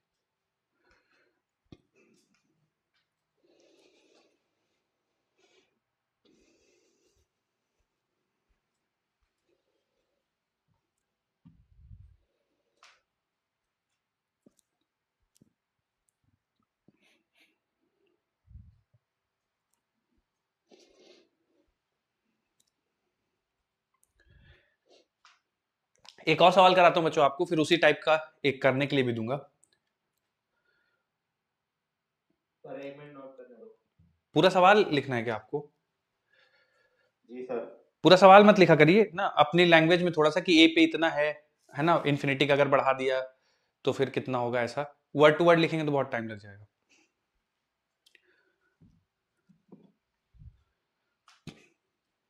Next question sir. हाँ पूरा मत लिखा करिए बच्चों सवाल, है ना, पूरा लिखेंगे बहुत समय जाएगा। आप अगर लिखना भी है सवाल तो ए पे इतना है, जैसे मैं लिखता हूँ इन्फिनिटी पे 0, ए पे इतना है, तो अगर इन्फिनिटी का बढ़ा दिया जाए 10 से तो बताओ ए का कितना होगा, ऐसा करके लिख दीजिए। और फिर अगर आपको ये भी मेंशन करना है तो एम्स 2015 ऐसा करके। चलिए अगला सवाल बच्चों, ध्यान से देखिएगा थोड़ा, ये सवाल जो है मैं पहले सॉल्व कर रहा हूं और उसके बाद फिर आप लोगों को इसी से मिलता जुलता सवाल दूंगा सेम कॉन्सेप्ट पे, फिर वो आप लोगों को करना है। सवाल ऐसा है बच्चों कि एक स्क्वायर है, ठीक है, साइड लेंथ ए, और उस स्क्वायर के 3 कॉर्नर्स पे पार्टिकल्स प्लेस हैं। एक पार्टिकल यहां पे रखा है एम मास का, एक पार्टिकल यहां पे रखा है एम मास का, एक पार्टिकल यहां रखा है एम मास का, और बोला गया है कि यहां पे जो चौथा कॉर्नर जहां पे कोई मास नहीं है, इन्फिनिटी से एक एम मास का पार्टिकल लाके रखते हैं यहां पे। तो बताइए इन्फिनिटी से एम मास का पार्टिकल यहां तक लाने के लिए एक्सटर्नल एजेंट को कितना वर्क करना पड़ेगा, ये पूछा जा सकता है। या ये पूछा जाएगा कि बताइए जब इन्फिनिटी से यहां पे एम मास का पार्टिकल लाएंगे तो पोटेंशियल एनर्जी में कितना चेंज होगा। या ये पूछा जा सकता है जब इन्फिनिटी से एम मास का पार्टिकल यहां तक लाएंगे तो ग्रेविटेशनल फील्ड कितना वर्क करेगा। 3 में से कोई भी सवाल आपसे पूछे जा सकते हैं, ठीक है। इतने डिस्कशन के बाद बच्चों अगर किसी को कुछ आइडिया लग रहा हो कि सर इस तरह से इसको अप्रोच करेंगे तो बता सकते हैं। किसी को भी आइडिया लग रहा हो कि सर, हाँ निकाल लेंगे, फिर उसको जो है पोटेंशियल निकाल, मतलब ये जो पॉइंट ए है इसका पोटेंशियल निकाल लेंगे, है ना, ठीक है। देखिए बच्चों work done by external agent जैसे मैंने आपको बताया था, तो ये होता है मास इनटू डेस्टिनेशन का पोटेंशियल माइनस ओरिजिन का पोटेंशियल। ओरिजिन मतलब जहां से शुरू कर रहे हैं, डेस्टिनेशन जहां तक जाना है। तो पॉइंट ए का पोटेंशियल माइनस इन्फिनिटी, चूंकि इन्फिनिटी का पोटेंशियल 0 होता है तो इसका जो आंसर आएगा वो m टाइम्स वी आ जाएगा। और जो work done by external agent होगा वही change in potential energy of the system होगा, और उसका negative work done by gravity होगा। तो m टाइम्स वी ए, तो m, अच्छा वी ए निकालना है पोटेंशियल एट पॉइंट ए, तो जितने पार्टिकल हैं सबकी वजह से पोटेंशियल लिख दीजिए। जैसे इस वाले की वजह से लिखूंगा तो मैं लिख दूंगा minus G M by a. बच्चों इसकी वजह से भी माइनस जी एम बाई ए, जहां पे ए दूरी है, साइड लेंथ है स्क्वायर की, तो minus G M by a, minus G M by a, तो 2 times minus G M by a. अब जो तीसरा पार्टिकल बच्चों जिसकी वजह से लिखेंगे तो minus G M divide by दूरी, तो ये बच्चों दूरी तुम सारे जानते हो, ए रूट टू, तो यहाँ पे minus G M into a root two रख देंगे। अब जो आप कॉमन लेना चाहो, जैसे माइनस जी एम कॉमन आ जाएगा तो ये बन जाएगा minus G M square upon a, ये कॉमन आ गया तो ये बन जाएगा 2 प्लस 1 बाय रूट टू। तो ये इतना वर्क डन होगा, ठीक है। तो इस टाइप के सवाल बच्चों बन जाते हैं पोटेंशियल पे बेस्ड, कि इन्फिनिटी से अगर उस पॉइंट तक पार्टिकल को लाना है तो कितना वर्क करना पड़ेगा।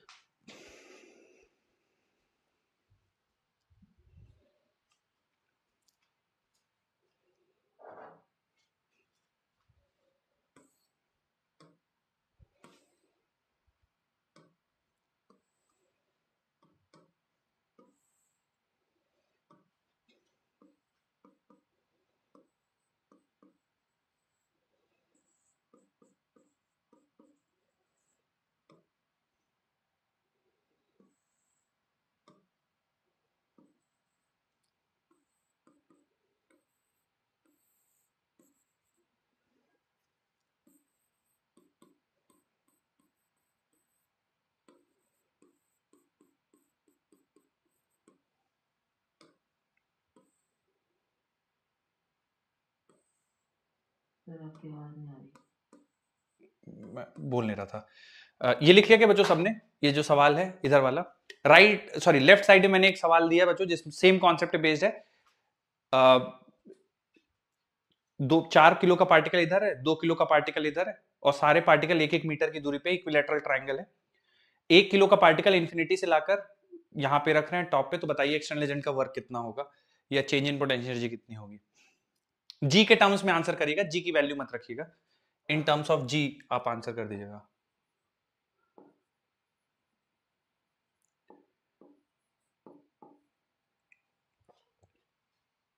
Sir 6G okay, plus minus minus okay.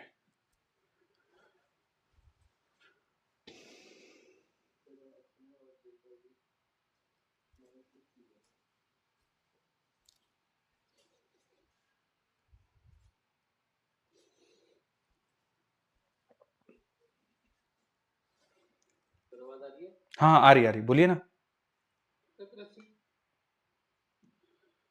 नवाजीश आपकी आवाज कट जा रही बार बार, और कोई कुछ कह रहे थे? Plus 6G okay.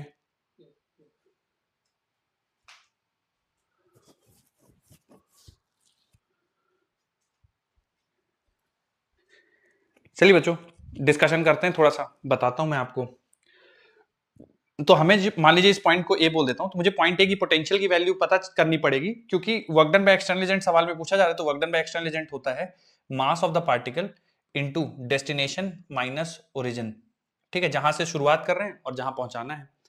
तो एम मास को लाना है, एम मास की वैल्यू दे रखा है सवाल में 1 kg, ठीक है, और इन्फिनिटी पोटेंशियल 0। अगर मैं पॉइंट ए पे पोटेंशियल की बात करूंगा तो इसकी वजह से बच्चों 4 kg की वजह से आ जाएगा minus G M by R, और फिर 2 kg की वजह से आ जाएगा माइनस 2G बाई 1, ठीक है, 2 kg की वजह से minus G M by R, और इन्फिनिटी का पोटेंशियल 0 है। तो बच्चों ये minus 4G minus 2G minus 6G, तो जो इसका आंसर आएगा बच्चों वो माइनस 6G आएगा। इतना एक्सटर्नल एजेंट वर्क करेगा उस पार्टिकल को इंफिनिटी से यहां तक लाने के लिए, माइनस 6G। ये सही है। हाँ, और बच्चों अगर मैं आपसे पूछ लूं चेंज इन पोटेंशियल एनर्जी कितना हो जाएगा जब हम इंफिनिटी से यहां पे पार्टिकल लाएंगे, तो इस पूरे सिस्टम की पोटेंशियल एनर्जी में कितना चेंज आ जाएगा? माइनस 6G हो जाएगा। इस पार्टिकल को इंफिनिटी से पॉइंट ए तक लाने के लिए ग्रेविटेशनल फील्ड का वर्क कितना रहेगा? प्लस 6G हो जाएगा।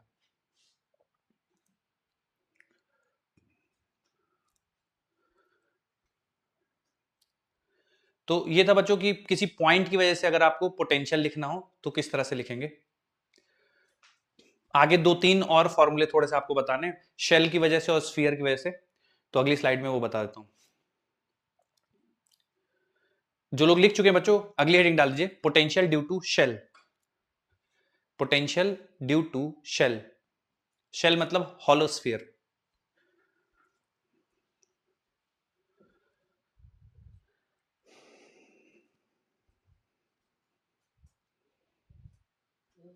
बोलिए बोलिए।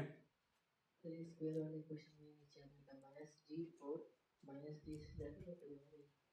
हाँ, minus G into minus G M by R होता है, तो minus G M 4 by R 1 minus G M 4 R 1 क्यों ले रहे हैं? क्योंकि 4 kg से भी 1 है, 2 kg से भी 1 है दूरी जिस पॉइंट का पोटेंशियल निकाल रहे हैं। पोटेंशियल ड्यू टू शेल, आइए बच्चों पोटेंशियल ड्यू टू शेल का डिस्कशन करते हैं थोड़ा सा। क्या होता है पोटेंशियल ड्यू टू शेल, कैसे कैलकुलेट करते हैं, ध्यान सुनिए।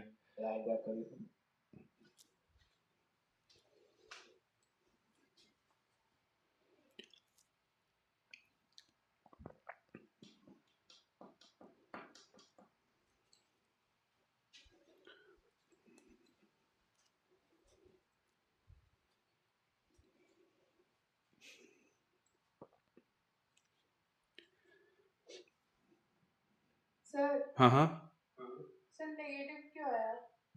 नेगेटिव क्यों आया? मतलब हाँ, मतलब माइनस क्या शो कर रहा है यहाँ पे? माइनस क्या शो कर रहा है, मतलब इसका कोई सिग्निफिकेंस तो बेटा नहीं है। माइनस का मतलब ये है कि देखिए मैं आपको कारण समझाता हूं कि आप ये पूछ रहे हो ना कि एक्सटर्नल का वर्क डन क्यों माइनस आ रहा है, रीजन क्या है इसका, ये पूछ रहे हैं आप। Yes sir. हाँ, देखिए जैसे ग्रेविटी के वर्क डन की बात की जाए तो जैसे आप पार्टिकल को यहां से लाओगे ना यहां तक, तो ये दोनों पार्टिकल क्या कर रहे होंगे, इस पे अट्रैक्टिव फोर्स लगा रहे होंगे, तो ग्रेविटेशनल फोर्स भी इधर लग रहा होगा, डिस्प्लेसमेंट भी इधर है, तो ग्रेविटेशनल फोर्स का जो वर्क डन है वो +6g हो जाएगा। एक्सटर्नल एजेंट क्या है, एक्सटर्नल एजेंट इधर फोर्स लगा रहा होगा ग्रेविटेशनल फोर्स के ऑपोजिट। अब सवाल आता है कि सर एक्सटर्नल पीछे की तरफ क्यों फोर्स लगा रहा होगा, वो पार्टिकल को लाना चाह रहा है ना, वो पीछे इसलिए फोर्स लगा रहा होगा क्योंकि वो उसकी काइनेटिक एनर्जी को पार्टिकल की बढ़ने नहीं देगा, ठीक है। तो ग्रेविटेशनल फोर्स का जो फोर्स होगा वो ऑपोजिट होगा डिस्प्लेसमेंट की डायरेक्शन से, इसलिए उसका जो वर्क डन है वो नेगेटिव हो जाएगा, ठीक है। दूसरी चीज देखिए, एक और एक्सप्लेनेशन देने की कोशिश करता हूं मैं आपको। एक्सटर्नल एजेंट का वर्क डन निगेटिव इसलिए है क्योंकि एक्सटर्नल एजेंट का जो वर्क डन होता है वो चेंज इन पोटेंशियल एनर्जी होता है। जब ये पार्टिकल इंफिनिटी पे था तो इसका इन दोनों पार्टिकल के साथ कोई इंटरेक्शन नहीं था, तो इस पार्टिकल की पोटेंशियल एनर्जी 0 थी क्योंकि ये इंफिनिटी पे था, इनके साथ कोई इंटरेक्शन नहीं है, 0 पोटेंशियल एनर्जी। जब ये यहां पे आ जाएगा ना तो ये एक दूसरे को म्यूचुअली अट्रैक्ट कर रहे होंगे, मतलब इनकी जनरल टेंडेंसी एक दूसरे से दूर भागने की नहीं है, ये एक दूसरे के पास रहना चाहते हैं। तो ये बाउंडेड सिस्टम है और बाउंडेड सिस्टम की total potential energy, bounded system की जो एनर्जी है टोटल वो नेगेटिव होती है, इस वजह से टोटल एनर्जी नेगेटिव है, डेल्टा यू नेगेटिव है, ठीक है। तो सर हम ये कह सकते हैं कि जो एक्सटर्नल फोर्स लग रहा है यहाँ पे वो इसलिए नहीं लग रहा है क्योंकि मतलब उसे लाने में उसका रोल नहीं है, उसका रोल है काइनेटिक एनर्जी कांस्टेंट रखने में। Absolutely, absolutely. तो अगर एक्सटर्नल एजेंट नहीं रहेगा और आप थोड़ा सा भी उसको ग्रेविटी से थोड़ा सा पास आके छोड़ देंगे तो तेज स्पीड से आएगा, एक्सेलरेट होते हुए आएगा, तो उसकी जो पोटेंशियल एनर्जी, जो उसका काइनेटिक एनर्जी वो बढ़ जाएगा, जब पार्टिकल स्पीड से आएगा तो उसकी काइनेटिक एनर्जी बढ़ जाएगी। तो एक्सटर्नल एजेंट जो लग रहा है ना, तो एक्सटर्नल एजेंट, ये मैंने आपको पहले भी शायद बताया हो कि एक्सटर्नल एजेंट बराबर चेंज इन पोटेंशियल एनर्जी बराबर negative of the work done by conservative forces. ये तभी वैलिड है जब पार्टिकल को स्लो मूव कराते हैं, ठीक है। ये तो हमेशा वैलिड है, इन दोनों में कोई कंफ्यूजन नहीं है, ये डेफिनेशन से आता है, इनमें कोई संदेह नहीं है, हमेशा वैलिड है, आप स्लोली मूव कराओ या एक्सेलरेटेड मोशन कराओ। बट अगर आप इन तीनों को इक्वल करना चाहते हो, यानी एक्सटर्नल एजेंट का वर्क भी इस चीज का हिस्सा बनाना चाहते हो, तो आपको मेक श्योर करना होगा कि पार्टिकल बिना एक्सेलरेशन क्या है। वो तभी हो पाता है क्योंकि जैसे ग्रेविटी इधर बहुत तेज स्पीड से लाना चाहती है, तो एक्सटर्नल एजेंट इधर लग के उसकी स्पीड को कंट्रोल करता है कि स्पीड नहीं बढ़े, स्लोली मूव करे, तो उसका नेगेटिव हो जाता है work done. Okay, thank you sir. आइए बच्चों शेल की बात करते हैं, थोड़ा सा हॉलोस्फीयर या शेल के बारे में बात करते हैं। तो देखिए पोटेंशियल एनर्जी या ग्रेविटेशनल पोटेंशियल ऑफ शेल, तो आप सबको पता है बच्चों, हम लोग पहले भी डिस्कशन किए कि शेल जो है it exactly behave as a point mass. अगर आप बाहर के रीजन को देखें तो ये बिल्कुल पॉइंट मास की तरह बिहेव करता है। तो मान लीजिए मैं इसका मास ले लेता हूं r और हमें पोटेंशियल चाहिए इस शेल की वजह से at a distance r from the centre, ठीक है। तो जो ग्रेविटेशनल पोटेंशियल आएगी पॉइंट P पे, उसकी वैल्यू आ जाएगी -gm डिवाइडेड बाई r। ये ग्रेविटेशनल पोटेंशियल की वैल्यू है r दूरी पे, ठीक है ना, यहाँ r दूरी पे। अगर आप अंदर ग्रेविटेशनल पोटेंशियल की वैल्यू देखेंगे तो बच्चों थोड़ा ध्यान रखिएगा इस चीज को, within shell gravitational potential की वैल्यू जो होती है वो -gm divided by capital R होती है, ठीक है। मतलब जो शेल के अंदर ग्रेविटेशनल पोटेंशियल होगा उसकी वैल्यू कांस्टेंट रहेगी, ठीक है, जहां पे r radius of the gravitational, r is the radius of the shell, ठीक है। अगर मैं इसका ग्राफ प्लॉट करूं तो ग्राफ कुछ इस तरह से आता है, ये r बराबर r है, तो इसके अंदर बच्चों कांस्टेंट रहेगा, ठीक है, और कांस्टेंट में भी जो वैल्यू रहेगी वो कुछ इस तरह से रहेगी फिक्स, हाँ, और उसके बाद इस तरह से घटता हुआ 0 की तरफ टेंड करेगा, और ये वैल्यू होगी v बराबर -gm डिवाइडेड बाई r। तो g universal gravitational constant, m mass of the shell, r radius.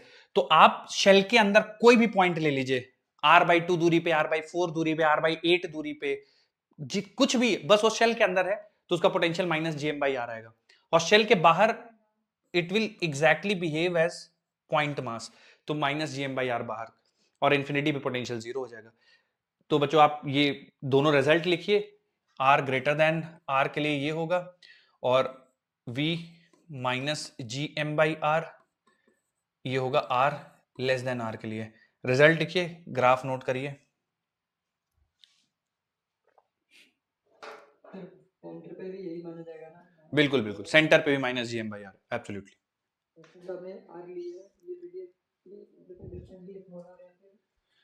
Small R centre से डिस्टेंस है बाहर वाले किसी पॉइंट के लिए, और कैपिटल आर रेडियस है।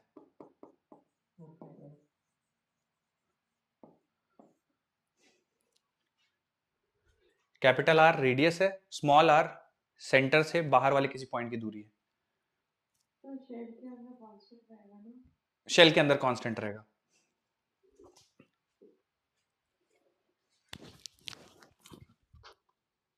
लिख लीजिएगा तो बताइएगा, सवाल करेंगे।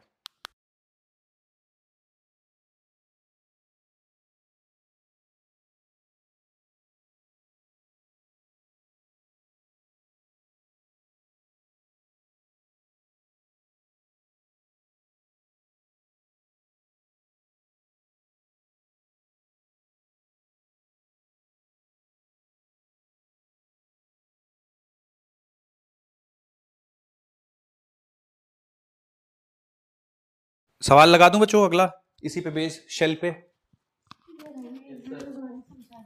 क्या क्या क्या बताइए।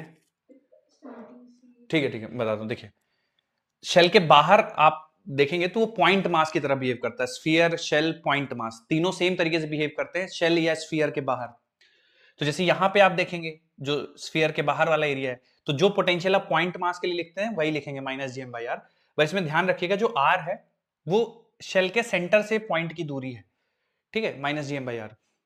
शेल के अंदर कोई पॉइंट लेंगे तो पोटेंशियल कांस्टेंट रहेगा, देखिए वेरी नहीं कर रहा है। Minus G M by R, जहां पे R radius of the shell होगा, जी यूनिवर्सल ग्रेविटेशनल कांस्टेंट और M mass of the shell, तो वो कांस्टेंट रहेगा। और फिर ऐसा फोर्थ क्वाड्रेंट में इसलिए ड्रॉ कर रहे हैं क्योंकि पोटेंशियल नेगेटिव है और आर डिस्टेंस तो पॉजिटिव है, तो इसलिए फोर्थ क्वाड्रेंट में आएगा।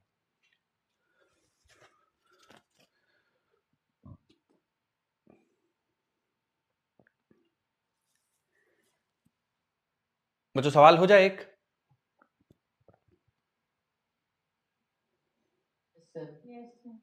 ठीक है।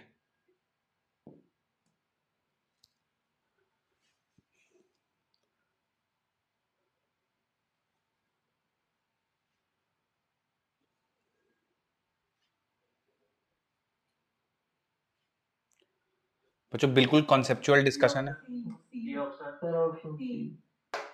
ओके ओके, सी ऑप्शन आ रहा है और कुछ बी कह रहे हैं, ठीक है ओके ठीक। तो लोग देखते ही बोल दियो बेटा, पहले देखे थे क्या सवाल? नहीं सर। ठीक। बच्चों एम मास का शेल है और उसके सेंटर पे ही एम मास का एक पार्टिकल रख दिया गया है, और ठीक इसका रेडियस ए सवाल में बोला गया है, और आपसे पूछा गया है कि a बाई 2 दूरी पे कोई पॉइंट है, यहाँ पे पॉइंट ए मान लेता हूं, तो इस पॉइंट पे आप पोटेंशियल बताइए। देखिए बच्चों दो चीजें हैं, एक तो शेल है तो उसकी वजह से पोटेंशियल लिखना पड़ेगा, और एम मास रखा है उसकी वजह से पोटेंशियल, तो दो चीजों की वजह से पोटेंशियल लिखना पड़ेगा। तो अगर मैं पोटेंशियल ए पे मास की वजह से लिखूं, ये जो सेंटर पे मास, चूंकि यहां से इसकी दूरी a बाई 2 है, तो इसकी वजह से पोटेंशियल लिखेंगे minus G M by R, ठीक है। और शेल की वजह से पोटेंशियल लिखना पड़ेगा, तो शेल की वजह से पोटेंशियल होता है minus G M by radius, ठीक है। तो ये बच्चों माइनस 2 जी एम है, माइनस जी एम है, तो ये बन जाएगा minus 3 G M divided by a, minus 3 G M divided by a. बच्चों ए ऑप्शन आ रहा है, तुम लोग सी कह रहे थे क्या? बच्चों तुम लोग यही कह रहे थे, ए ऑप्शन कह रहे थे या कुछ और कह रहे थे?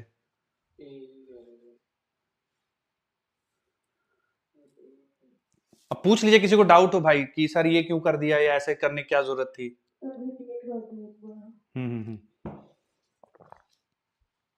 पॉइंट ए पे पोटेंशियल पूछा है, पोटेंशियल स्केलर क्वांटिटी होती है, तो दो चीजें यहाँ पे, एक तो शेल है, तो अगर आप पोटेंशियल एट पॉइंट ए लिखना चाहते हैं तो आप दो चीजों की वजह से लिखिए, एक तो शेल की वजह से लिखिए और एक मास की वजह से लिखिए, क्योंकि यहाँ पे शेल प्रेजेंट है और मास प्रेजेंट है।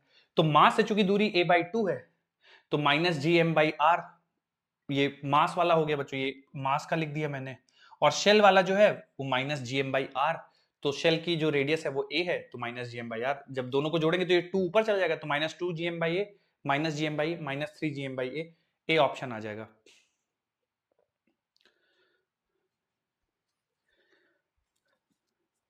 आगरा पाठशाला किसी का सही था बच्चों ये सवाल? आगरा पाठशाला में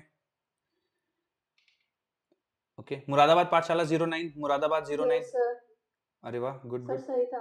बढ़िया बढ़िया। अलीगढ़ पाठशाला 002 सही था क्या? अलीगढ़ 002, ठीक।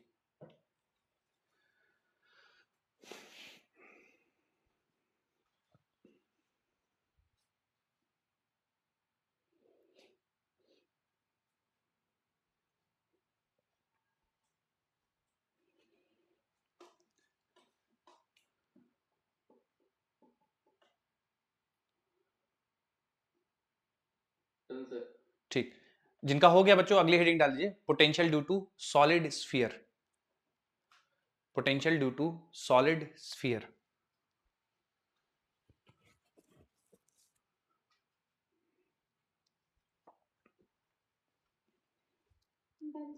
ठीक, जो लोग लिख चुके हैं बच्चों अगली हेडिंग डाल दीजिए, potential due to solid sphere.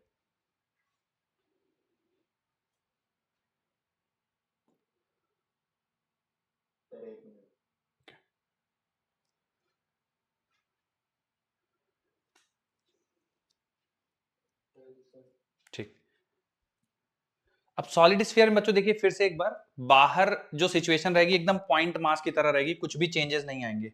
जैसा पॉइंट मास बिहेव करता है वैसे ही सॉलिड स्फीयर बिहेव करेगा आउटसाइड द स्फीयर। तो दोनों केसेस में भले ही वो शेल हो या सॉलिड स्फीयर हो, अगर r डिस्टेंस पे कोई पॉइंट ले रहे हैं सेंटर से, तो उस पॉइंट पे जो पोटेंशियल की वैल्यू होगी वो -GM/r आएगी। तो पार्टिकल, शेल यानी हॉलो स्फीयर, सॉलिड स्फीयर, अगर ये पॉइंट बाहर है स्फीयर के तो बिल्कुल पॉइंट मास की तरह बिहेव करेंगे, इसमें तो आपको कोई कंफ्यूजन नहीं होना चाहिए। अब अगर पॉइंट स्फीयर के अंदर है ना, तो देखिए पोटेंशियल कैसे लिखेंगे, मैं वैल्यू लिख रहा हूं, थोड़ा सा याद करना पड़ेगा बच्चों आप इसको। तो potential at any point it will be -GM divided by 2r³ bracket के अंदर 3r² -r²। तो potential at any point with in sphere ये वैल्यू आएगी -GM/2r³ ब्रैकेट के अंदर 3r² -r²। ये लिखने के बाद बच्चों आप मुझे बस ये बता दीजिएगा पोटेंशियल एट द सेंटर ये कितना होगा।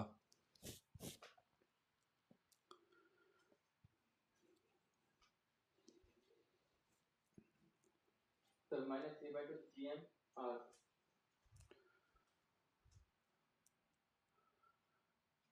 पोटेंशियल एट द सेंटर, तो बच्चों अगर सेंटर पे पोटेंशियल निकालना है तो स्मॉल r की वैल्यू 0 कर देंगे।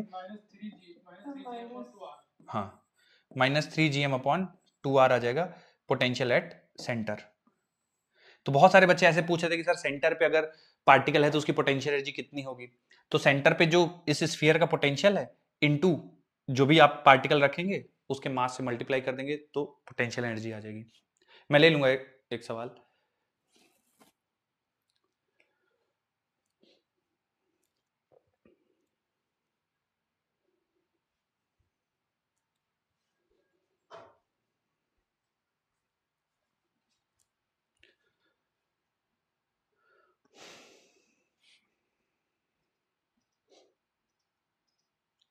चलिए बच्चों यहीं तक लिखिए, इस पे कुछ सवाल मुझे कराने हैं, मैं आपको अगले क्लास में कराऊंगा। ये डेटा नोट कर लीजिए और डीपीपी नंबर 1 निकाल लीजिए रोटेशन की।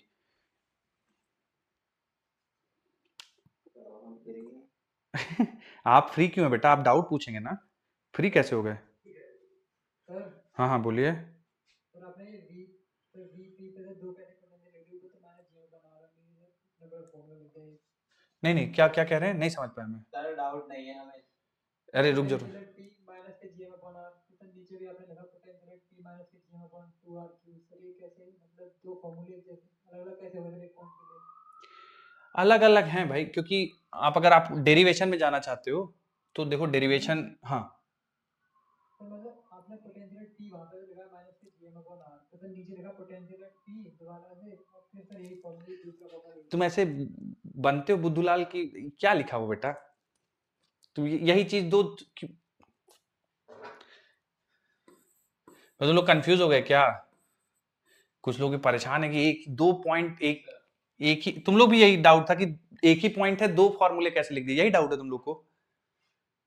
भैया ये अलग है, ये बाहर के लिए है, ये अंदर के लिए मैंने लिखा हुआ है R लेस देन R, ये अंदर के लिए, सेंटर पे पोटेंशियल भी निकलवाया हुआ है।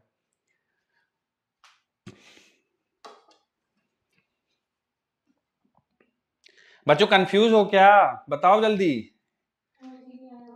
समझ ही नहीं, नहीं ऐसा समझ गया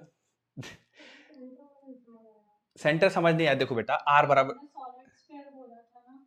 हाँ बेटा सॉलिड स्फीयर मैं लिख देता हूँ, सॉलिड स्फीयर के लिए। हॉलो स्फीयर हम लोगों ने पिछली उस वाले स्लाइड में डिस्कशन किया। तुम लोग के दिमाग में जो डाउट है छोटा बड़ा सब पूछ लो, कोई बात नहीं। ये बेटा सॉलिड स्फीयर है, ये देखो ये शेड, अब ये सॉलिड स्फीयर बन गया, ठीक है। ये सॉलिड स्फीयर है, ये सॉलिड स्फीयर के बाहर कोई पॉइंट है तो उसका पोटेंशियल ये रहेगा, सॉलिड स्फीयर के अंदर कोई पॉइंट है तो उसका पोटेंशियल ये रहेगा। देखिए फॉर्मूला डरावना है, बिल्कुल डरावना है, लेकिन याद रखना पड़ेगा। सेंटर में पोटेंशियल, ये सेंटर पोटेंशियल इतना कैसे आ जाएगा सर? R बराबर 0 रख दीजिए, सेंटर के लिए R बराबर 0 रख देंगे ना, तो ये देखिए कैंसिल हो जाएगा, तो 3R² इससे मल्टीप्लाई होगा, इसको सिंप्लीफाई करेंगे तो चलिए मैं एक लाइन और लिख देता हूँ, कोई बात नहीं कोई बात नहीं बेटा। ये देखो small r greater than r का मतलब कौन से वाले केस में? ये वाले में, शेल वाला। इसमें भी देखिए बेटा लिखा हुआ है, जब ये बड़ा होता है तो बाहर है, जब छोटा है तो अंदर है, मतलब शेल के अंदर है। और हाँ बेटा, तो देखो शेल के अंदर वाला यूज किया है, -gm/a, रेडियस a है ना। हाँ अच्छा, इसमें r बराबर 0 देख लीजिए, क्योंकि कैलकुलेशन बहुत खतरनाक हो जाएगी। जैसे ही आप r बराबर 0 रखेंगे ना तो सॉल्व कर पाना बहुत मुश्किल हो जाएगा, क्योंकि r² से r³ कैसे कटेगा ये मुश्किल है जान पाना, तो करिएगा, -3gm/2r आएगा। अब रुक जाइए बेटा, आप थोड़ा सा ग्राफ, अब क्या डाउट है आप पूछिए, नोट नहीं कर पाए क्या? ठीक है लगाते हैं बच्चों, ये ग्राफ प्लॉट कर लीजिए, पोटेंशियल वर्सेस R का ग्राफ कुछ ऐसा आएगा, ठीक है। तो ये पैराबोला है बच्चों, कहां तक पैराबोला रहेगा? R बराबर R तक, उसके बाद रेक्टेंगुलर हाइपरबोला रहेगा, क्योंकि जो पोटेंशियल है वो इनवर्सली प्रोपोर्शनल टू R है। यहाँ पे पैराबोला रहेगा, तो ये वाला पार्ट जो बच्चों पैराबोलिक है, कैसे पैराबोलिक है वो भी मैं अभी आपको बताता हूँ। और ये वाला पार्ट जो है वो हाइपरबोलिक, रेक्टेंगुलर हाइपरबोला, क्योंकि इनवर्सली प्रोपोर्शनल टू R है। सर ये पैराबोलिक कैसा है? तो देखिए ये पूरी चीज कांस्टेंट है और ये भी कांस्टेंट है, ये वेरिएबल है ना। तो अगर मैं इसको थोड़ा सा आपको लिखना चाहूँ तो ये y बराबर, ये कांस्टेंट हो गया c, ये भी कांस्टेंट है b -x², ऐसा है कर्व, ठीक है। तो इसलिए पैराबोला है, क्योंकि y में लीनियर है और x में क्वाड्रेटिक है, इसलिए पैराबोला है। समझ आ जाता है, बहुत बढ़िया बात है बच्चों, लेकिन याद रखना है, इंपॉर्टेंट है ग्राफ, पैराबोला और फिर रेक्टेंगुलर हाइपरबोला। और किस, हाँ बोलिए। सर अगर पूछा जाए कि मैक्सिमम पोटेंशियल कहाँ होगी तो सेंटर? हाँ बिल्कुल, नहीं नहीं नहीं नहीं, मैक्सिमम पोटेंशियल तो बच्चों एक बढ़िया सवाल आया कि मैक्सिमम पोटेंशियल कहाँ पे होगी। हाँ, और उसकी वैल्यू कितनी रहेगी बच्चों? 0। मैक्सिमम पोटेंशियल इन्फिनिटी पे रहेगी और 0, मैक्सिमम पोटेंशियल एनर्जी इन्फिनिटी पे रहेगी और 0। आप ये इसमें पूछ, हाँ बोलिए। इंफिनिटी ऑप्शन में ही ना होगा, सॉलिड स्फीयर का ही पूछ रहे हो तो। हाँ तो देखिए मैक्सिमम तो देखिए इन्फिनिटी है, आपसे मैक्सिमम नहीं पूछेगा, मिनिमम पूछ देगा। मिनिमम सेंटर पे रहेगा -3gm/2r, ये मिनिमम है ना, इससे छोटी कोई वैल्यू नहीं, फिर बाकी बढ़ते जा रहा है वैल्यू, ठीक है। और किसी को कुछ पूछना है? सर यहाँ पे सॉलिड स्फीयर का रेडियस कैपिटल आ रहा है ना? बिल्कुल बिल्कुल, सॉलिड स्फीयर का रेडियस कैपिटल आर है। हाँ हाँ डीपीपी में आते हैं। और बताइए भैया, किसी को कुछ पूछना है? चलिए सर एक क्वेश्चन था। हाँ बोलिए। The theorem of perpendicular axis is not applicable for determining moment of inertia for which of the following body? Okay Your option is sphere, disc, ring, blade. बच्चों बताओ इसका आंसर। एक भाई ने पूछा है कि परपेंडिकुलर एक्सिस थ्योरम इनमें से, हाँ बेटा, प्लेट के लिए नहीं लगा सकते ना। तुम लोग मिलो यार, ऑफलाइन में मिलो, तुम लोग इतना पढ़ाने के बाद भी तुम लोग ऐसी बदमाशी। परपेंडिकुलर एक्सिस थ्योरम मैंने बताया था किसमें नहीं लगाते हैं, 3D ऑब्जेक्ट्स में नहीं लगाते, 3D में नहीं लगता। देखिए 1D में तो बच्चे लॉजिक नहीं बनता है, अगर फिर भी ऑप्शन में हो तो आप 1D को भी टिक कर दीजिएगा। 1D वैसे बनता नहीं है लॉजिक, क्योंकि उसमें एक ही एक्सिस में डिस्ट्रीब्यूशन होता है ना, वाई वाई तो होता ही नहीं है। फिर भी अगर हो तो आप पिक कर लीजिएगा, वैसे देगा नहीं। स्फीयर, डिस्क, रिंग तो पिक कर लीजिएगा। प्लेट अगर 1D दिया हो बच्चों, रॉड तो लगा दीजिएगा कि हाँ रॉड में भी एप्लीकेबल है, पर स्फीयर में नहीं लगा सकते क्योंकि स्फीयर 3D है। जैसे ही मैंने पूछा तुम लोग बताओ, कोई कह रहा है रिंग, कोई कह रहा है डिस्क, कोई कह रहा है प्लेट, तुम लोग एकदम अरमानों में पानी फेर देते हो। मुझे लगा कि सारे बच्चे कहेंगे सर स्फीयर सर। चलो आओ, डीपीपी नंबर 1।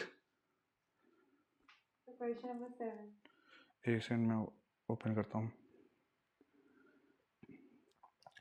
सवाल बच्चों देखिए पूछने का पैटर्न वही रहेगा, आपको बताना पड़ेगा कि आपने क्या किया है और आंसर मैच कर रहा है। कौन सी वाली मैडम? ये वाला, सर ये वाला, ये वाला। कैसे डाउट नहीं बेटा, आप डीपीपी सॉल्व किए हैं?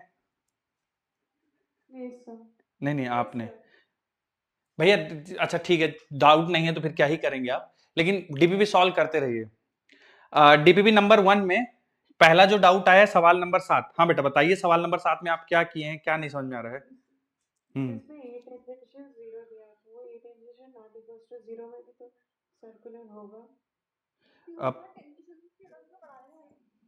AT and AR represent radial tangential. The motion of a particle may be circular. May be circular if, हाँ तो आप क्या कह रहे हैं बेटा, मैं समझ नहीं पाया आपकी बात।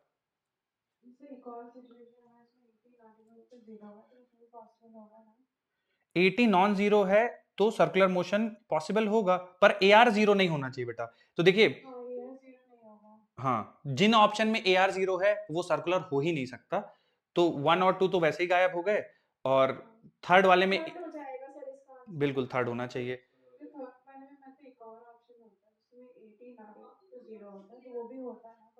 अगर मैं एक ऑप्शन आप बता रहे हैं जिसमें 80 नॉन जीरो कर रहे हैं और AR को क्या कह रहे हैं, वो भी नॉन जीरो, हाँ तो भी सर्कुलर मोशन पॉसिबल होगा। और ये किस टाइप का होगा, यूनिफॉर्म नॉन यूनिफॉर्म? ये वाला नॉन यूनिफॉर्म होगा। तो जब 8th वाला, हाँ बताइए क्या समस्या है 8th वाले में? सर इसमें एक्सेलरेशन हमको टेंजेंशियल एक्सेलरेशन दिया हुआ है ना, हाँ तो सर फिर ये आर पे किस तरीके से डिपेंड करेगा ये समझ में नहीं आया। अच्छा okay. Particle fixed on a uniformly rotating table, बेटा यूनिफॉर्मली रोटेटिंग टेबल है तो 80 नहीं हो सकता। As seen from the ground the particle goes in a circle, its speed is this much. तो बेटा AC दिया हुआ है, AC दिया हुआ 10 सेंटीमीटर पर सेकंड स्क्वायर, और स्पीड दिया हुआ है 10 सेंटीमीटर पर second. Particle is now shifted to a new position to make the radius half of the original value. जो नया रेडियस, हाँ, the particle is now shifted to a new position to make the radius half of the original value. The new values of the speed and acceleration will be, हाँ तो नया speed मतलब radius को बच्चों half कर दिया है, तो नया आपसे लीनियर स्पीड पूछा है और नया आपसे लीनियर एक्सेलरेशन पूछा है, मतलब सेंट्रीपिटल एक्सेलरेशन पूछा है। सर दोनों ही आधी हो जाएंगी ना फिर? दोनों आधी, v बराबर r ओमेगा, चूंकि ओमेगा कांस्टेंट है तो v तो आधा हो जाएगा बेटा, ठीक है।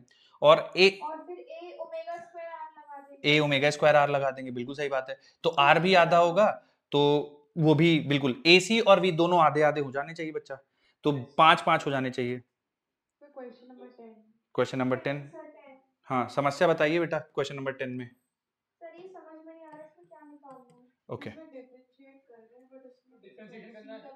है। चलिए मैं एक बार देख लेता हूँ।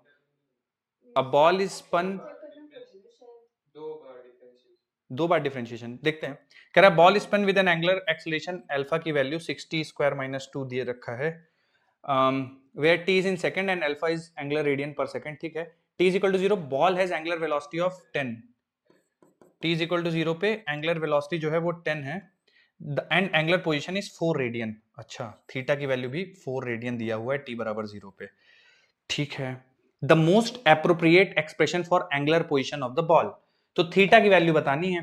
तो हाँ, कोई बता रहा था, हाँ बताइए बेटा, आप सही कह रहे हो, कैसे सॉल्व करेंगे इसको? पहले डिफरेंशिएट कर लें। बिल्कुल बिल्कुल, डिफरेंशिएशन, ओमेगा इंटीग्रेशन करेंगे ना। हाँ डिफरेंशिएशन नहीं करेंगे, इंटीग्रेट करेंगे भाई। आराम से बोलो भाई, आराम से। हाँ, D omega by D T, ये बच्चों अल्फा है 6t स्क्वायर माइनस 2, तो जब आप इंटीग्रेट करेंगे इसको ओमेगा निकालने के लिए, तो डी ओमेगा बराबर बन जाएगा 6t स्क्वायर माइनस 2, और ये बन जाएगा आपका डी टी। इंटीग्रेशन लगाइए, तो t बराबर 0 पे देखिए ओमेगा आपको बता रखा है 10, ठीक है, और एट एनी टाइम t इसको ओमेगा मान लीजिए। इंटीग्रेट करेंगे बच्चों तो ये left hand side omega minus 10 बन जाएगा, और राइट हैंड साइड देखिए 6t cube by 3 minus 2t। ठीक है, अब बच्चों देखिए, अब माइनस 10 को उधर भेज देंगे तो ओमेगा बराबर ये आ जाएगा प्लस 10 आ जाएगा। ठीक है, अब बेटा बताइए अब क्या करना चाहिए, अगला स्टेप क्या होना चाहिए? एंगुलर, फिर से इंटीग्रेशन कर देंगे, ओमेगा को D theta by D T लिखेंगे, और ये लिख दीजिएगा पूरा, ये बन जाएगा आपका 2t square, sorry 2t cube minus 2t plus 10। अब बेटा इसको dt को इधर भेज दीजिए और फिर से इंटीग्रेशन लगा दीजिए, और इस बार बोल दीजिएगा t बराबर 0 पे थीटा देखिए आपको दे रखा है उसने, t बराबर 0 पे थीटा की वैल्यू देख लीजिए 4 दे रखा है, एट एनी टाइम t मान लीजिएगा थीटा, फिर से इंटीग्रेट कर देंगे बेटा, हो जाएगा। Okay sir. चलिए, डीबी नंबर 1 में और किसी कुछ पूछना है? डीबी नंबर 1 में चलिए, डीबी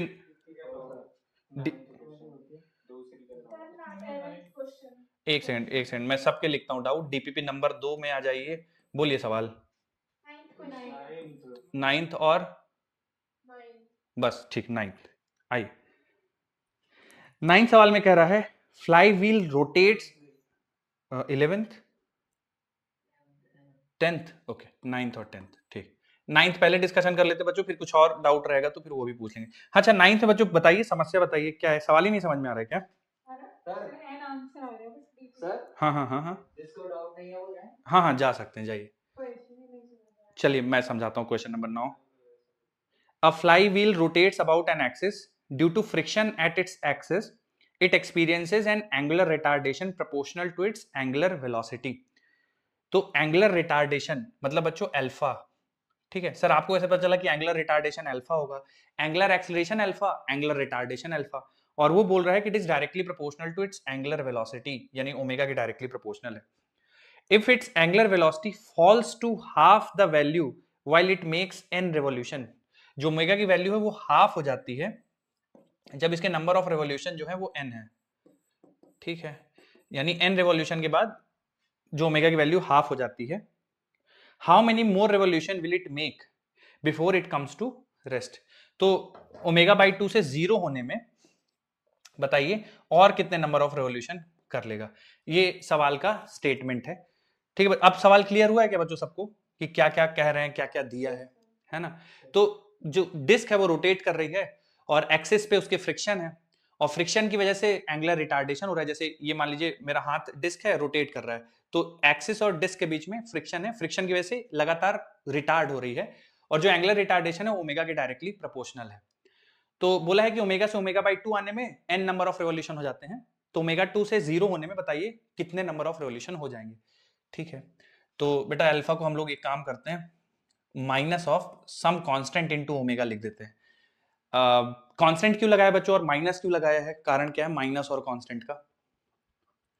अच्छा माइनस का कारण बता दीजिए, माइनस का बिल्कुल, प्रोपोर्शनलिटी साइन हटा के कांस्टेंट लगा दिया, माइनस इसलिए लगा दिया क्योंकि रिटार्डेशन हो रहा है। ठीक है, अब बच्चों देखिए चूंकि ओमेगा से ओमेगा बाई 2 हो रहा है, n नंबर ऑफ रिवॉल्यूशन दे रहा है, तो मैं अगर आपसे पूछूं कि एंगुलर डिस्प्लेसमेंट कितना होगा अगर नंबर ऑफ रिवॉल्यूशन n है, तो अगर नंबर ऑफ रिवॉल्यूशन n है तो नहीं, मैं आपसे सिंपल पूछ रहा हूँ, डिफरेंशिएशन इंटीग्रेशन में आते हैं, बस मुझे बताइए नंबर ऑफ रिवॉल्यूशन n है तो एंगुलर डिस्प्लेसमेंट कितना होगा, नंबर ऑफ रिवॉल्यूशन n है तो एंगुलर डिस्प्लेसमेंट कितना होगा?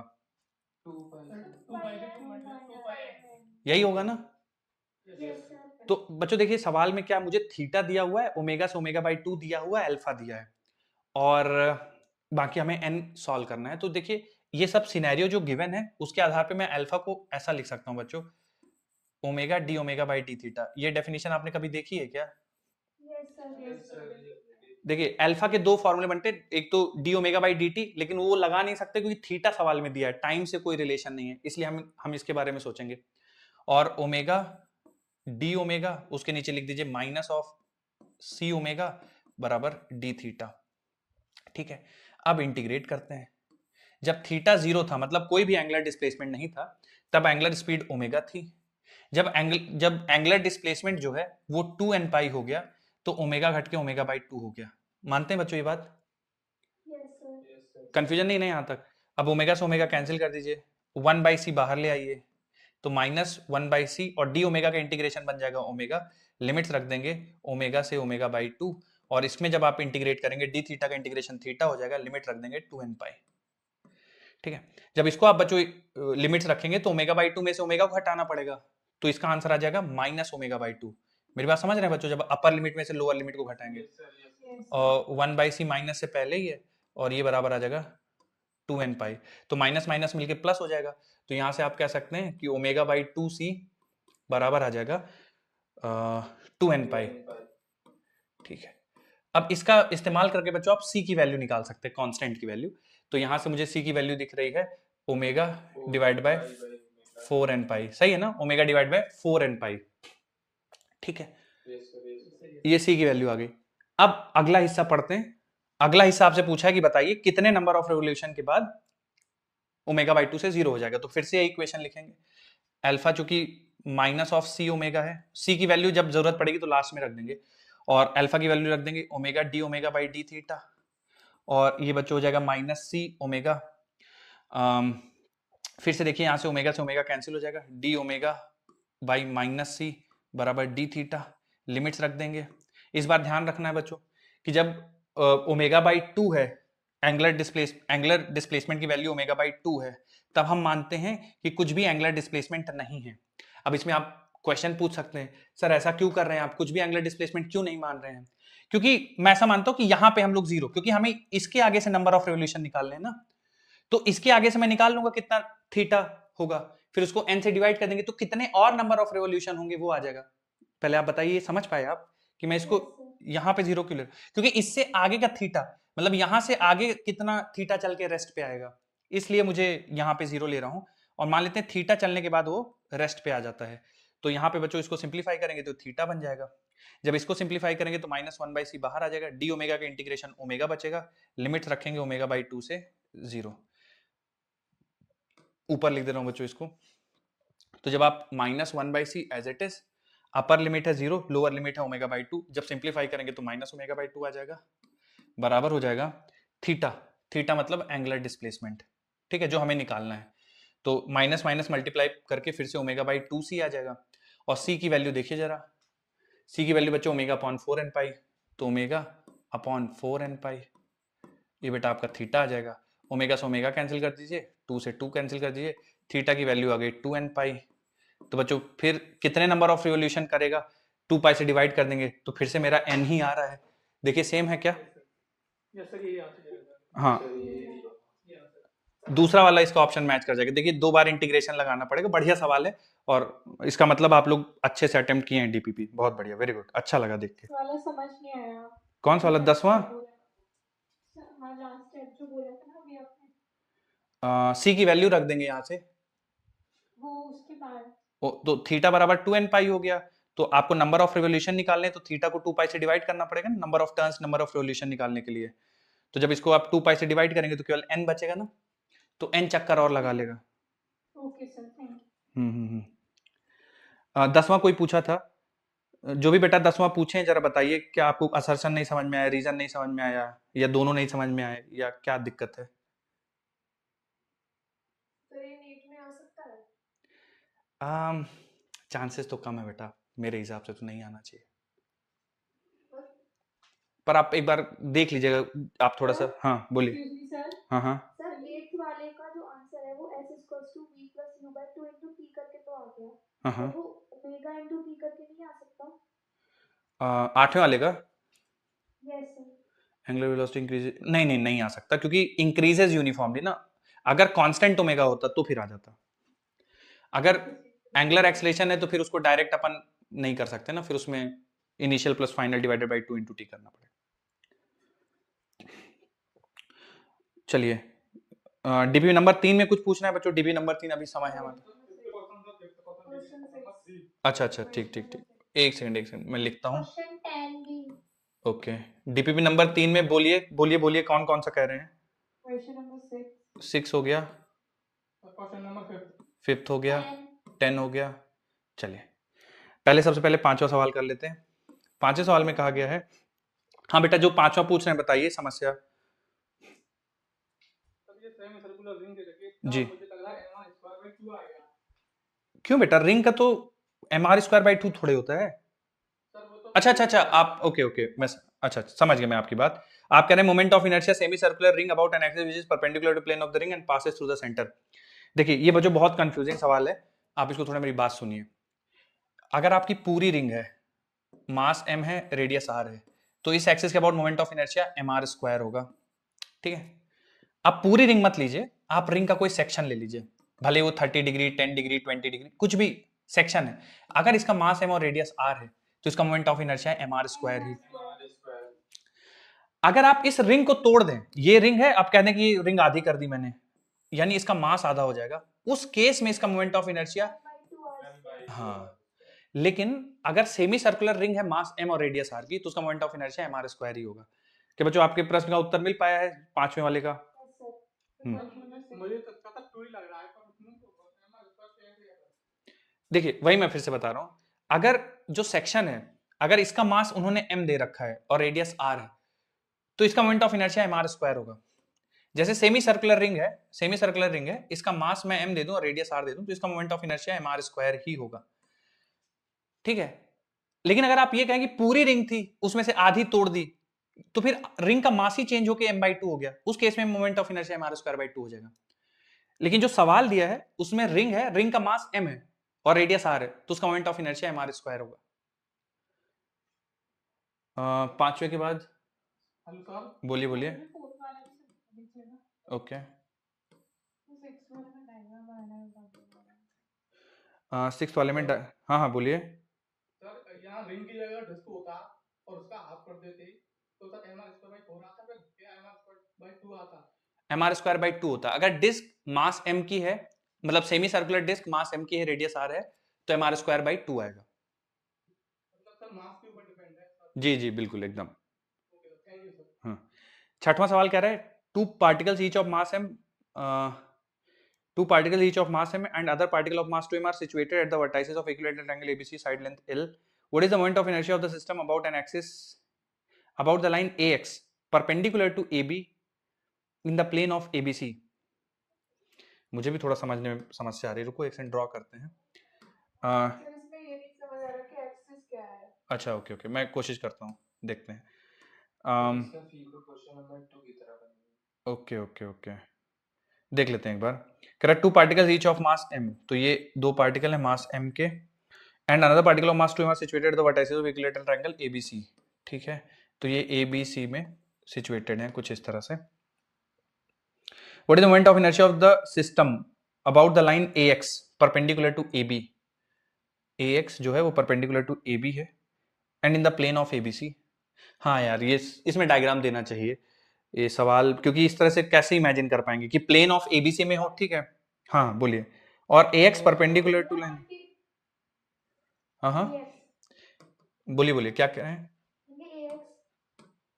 देखिए AX जो है कह रहा है कि AB के प्लेन में होना चाहिए और ABC के प्लेन में होना चाहिए और AB के परपेंडिकुलर होना चाहिए। तो बेटा वो ये भी हो सकता है बेटा, पर ये भी तो हो सकता है ना सवाल के हिसाब से।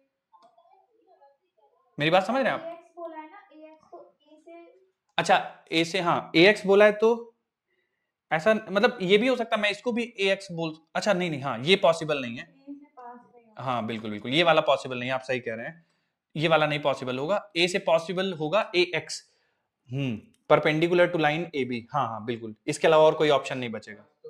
मास तो ऐसे भी डिस्ट्रीब्यूट कर सकते हैं ना, b की जगह पे 2m रखते हैं और हम्म, c की जगह पे m रखते हैं, बिल्कुल तो इससे आंसर भी वेरी करता है। बिल्कुल बदल जाएगा आंसर। अगर मैं ए बी सी ऐसा ना मान के ए बी सी ऐसा मान लूंगा तो फिर आंसर बदल जाएगा। क्वेश्चन नहीं ठीक। ये क्वेश्चन नंबर 6 में बच्चों मेरे हिसाब से डायग्राम देना चाहिए, बेहतर है। तो यस सर ठीक है।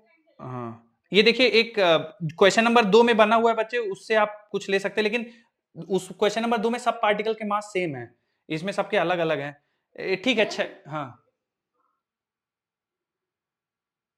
बच्चों छठवां ठीक है, मतलब आपको डायग्राम नहीं पता होगा तो कोई बात नहीं। सर हाँ हाँ बोलिए। सर जो ये 2m का मास है ये यहाँ पे भी पे क्यों नहीं रखा? वही मैं कह रहा हूँ कि कुछ भी ले सकते हैं, आप ऐसा भी ले सकते हैं ना।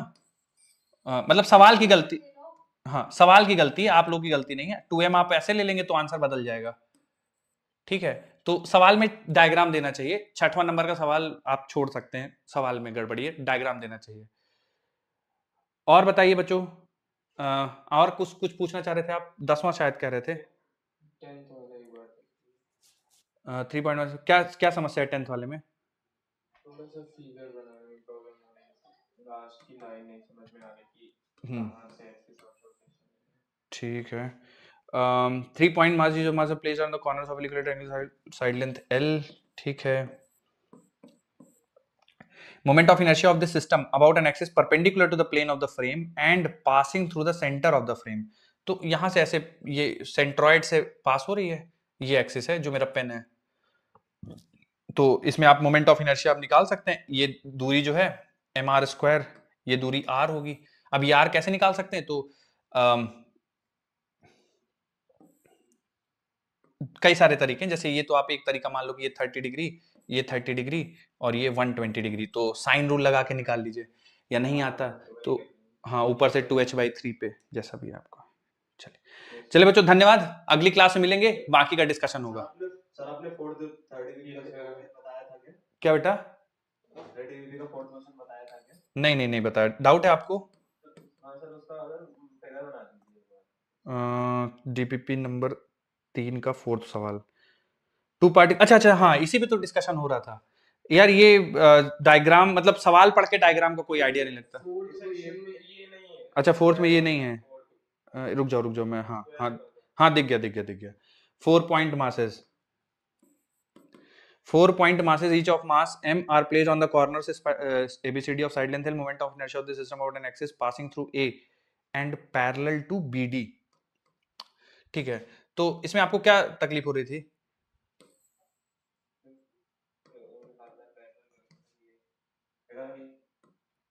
आवाज नहीं आ रही बेटा आपका क्लियर।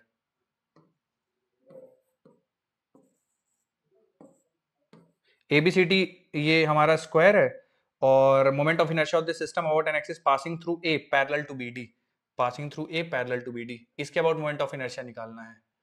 हाँ बताइए बेटा, क्या नहीं समझ में आ रहा था इसमें? वो लगा दीजिए ना, पैरेलल एक्सिस थ्योरम लगा दीजिए। ये दूरी आपको पता है, हाँ दूरी A/√2 हो जाएगी, ICM plus MD square. Sir ICM वाला क्या लेंगे? B से भी तो एक परपेंडिकुलर खींचेंगे, जो A वाली लाइन है पैरेलल, B से के ऊपर तो लगेगी perpendicular axis theorem, perpendicular line लेते हैं ना। नहीं पैरेलल एक्सिस थ्योरम कह रहा हूँ। ये वाली इसके अबाउट निकाल लीजिए मोमेंट ऑफ इनर्शिया, इसको शिफ्ट कर दीजिए या हाँ, तो इसके अबाउट निकालना बहुत आसान है क्योंकि इन दोनों का 0 हो जाएगा और ये इस पार्टिकल का इजीली आ जाएगा, इस पार्टिकल का इजीली आ जाएगा। एक बार इसका आ गया तो फिर शिफ्ट कर दीजिएगा, है ना? ठीक है सर, ठीक है। ओके। ट्रांसफर करके जो जनरल वाला उससे निकलेगा ना ये तो? क्या जनरल वाला? जो एमआर स्क्वायर करके उसी से निकलेगा ना ये तो? दोनों का जो ए और सी वाला है, हाँ A और C वाला MR स्क्वायर से निकलेगा, फिर वो एक बार आ गया तो फिर शिफ्ट कर दीजिएगा। जी okay sir, thank you sir. Okay धन्यवाद, बाय सर। Bye bye.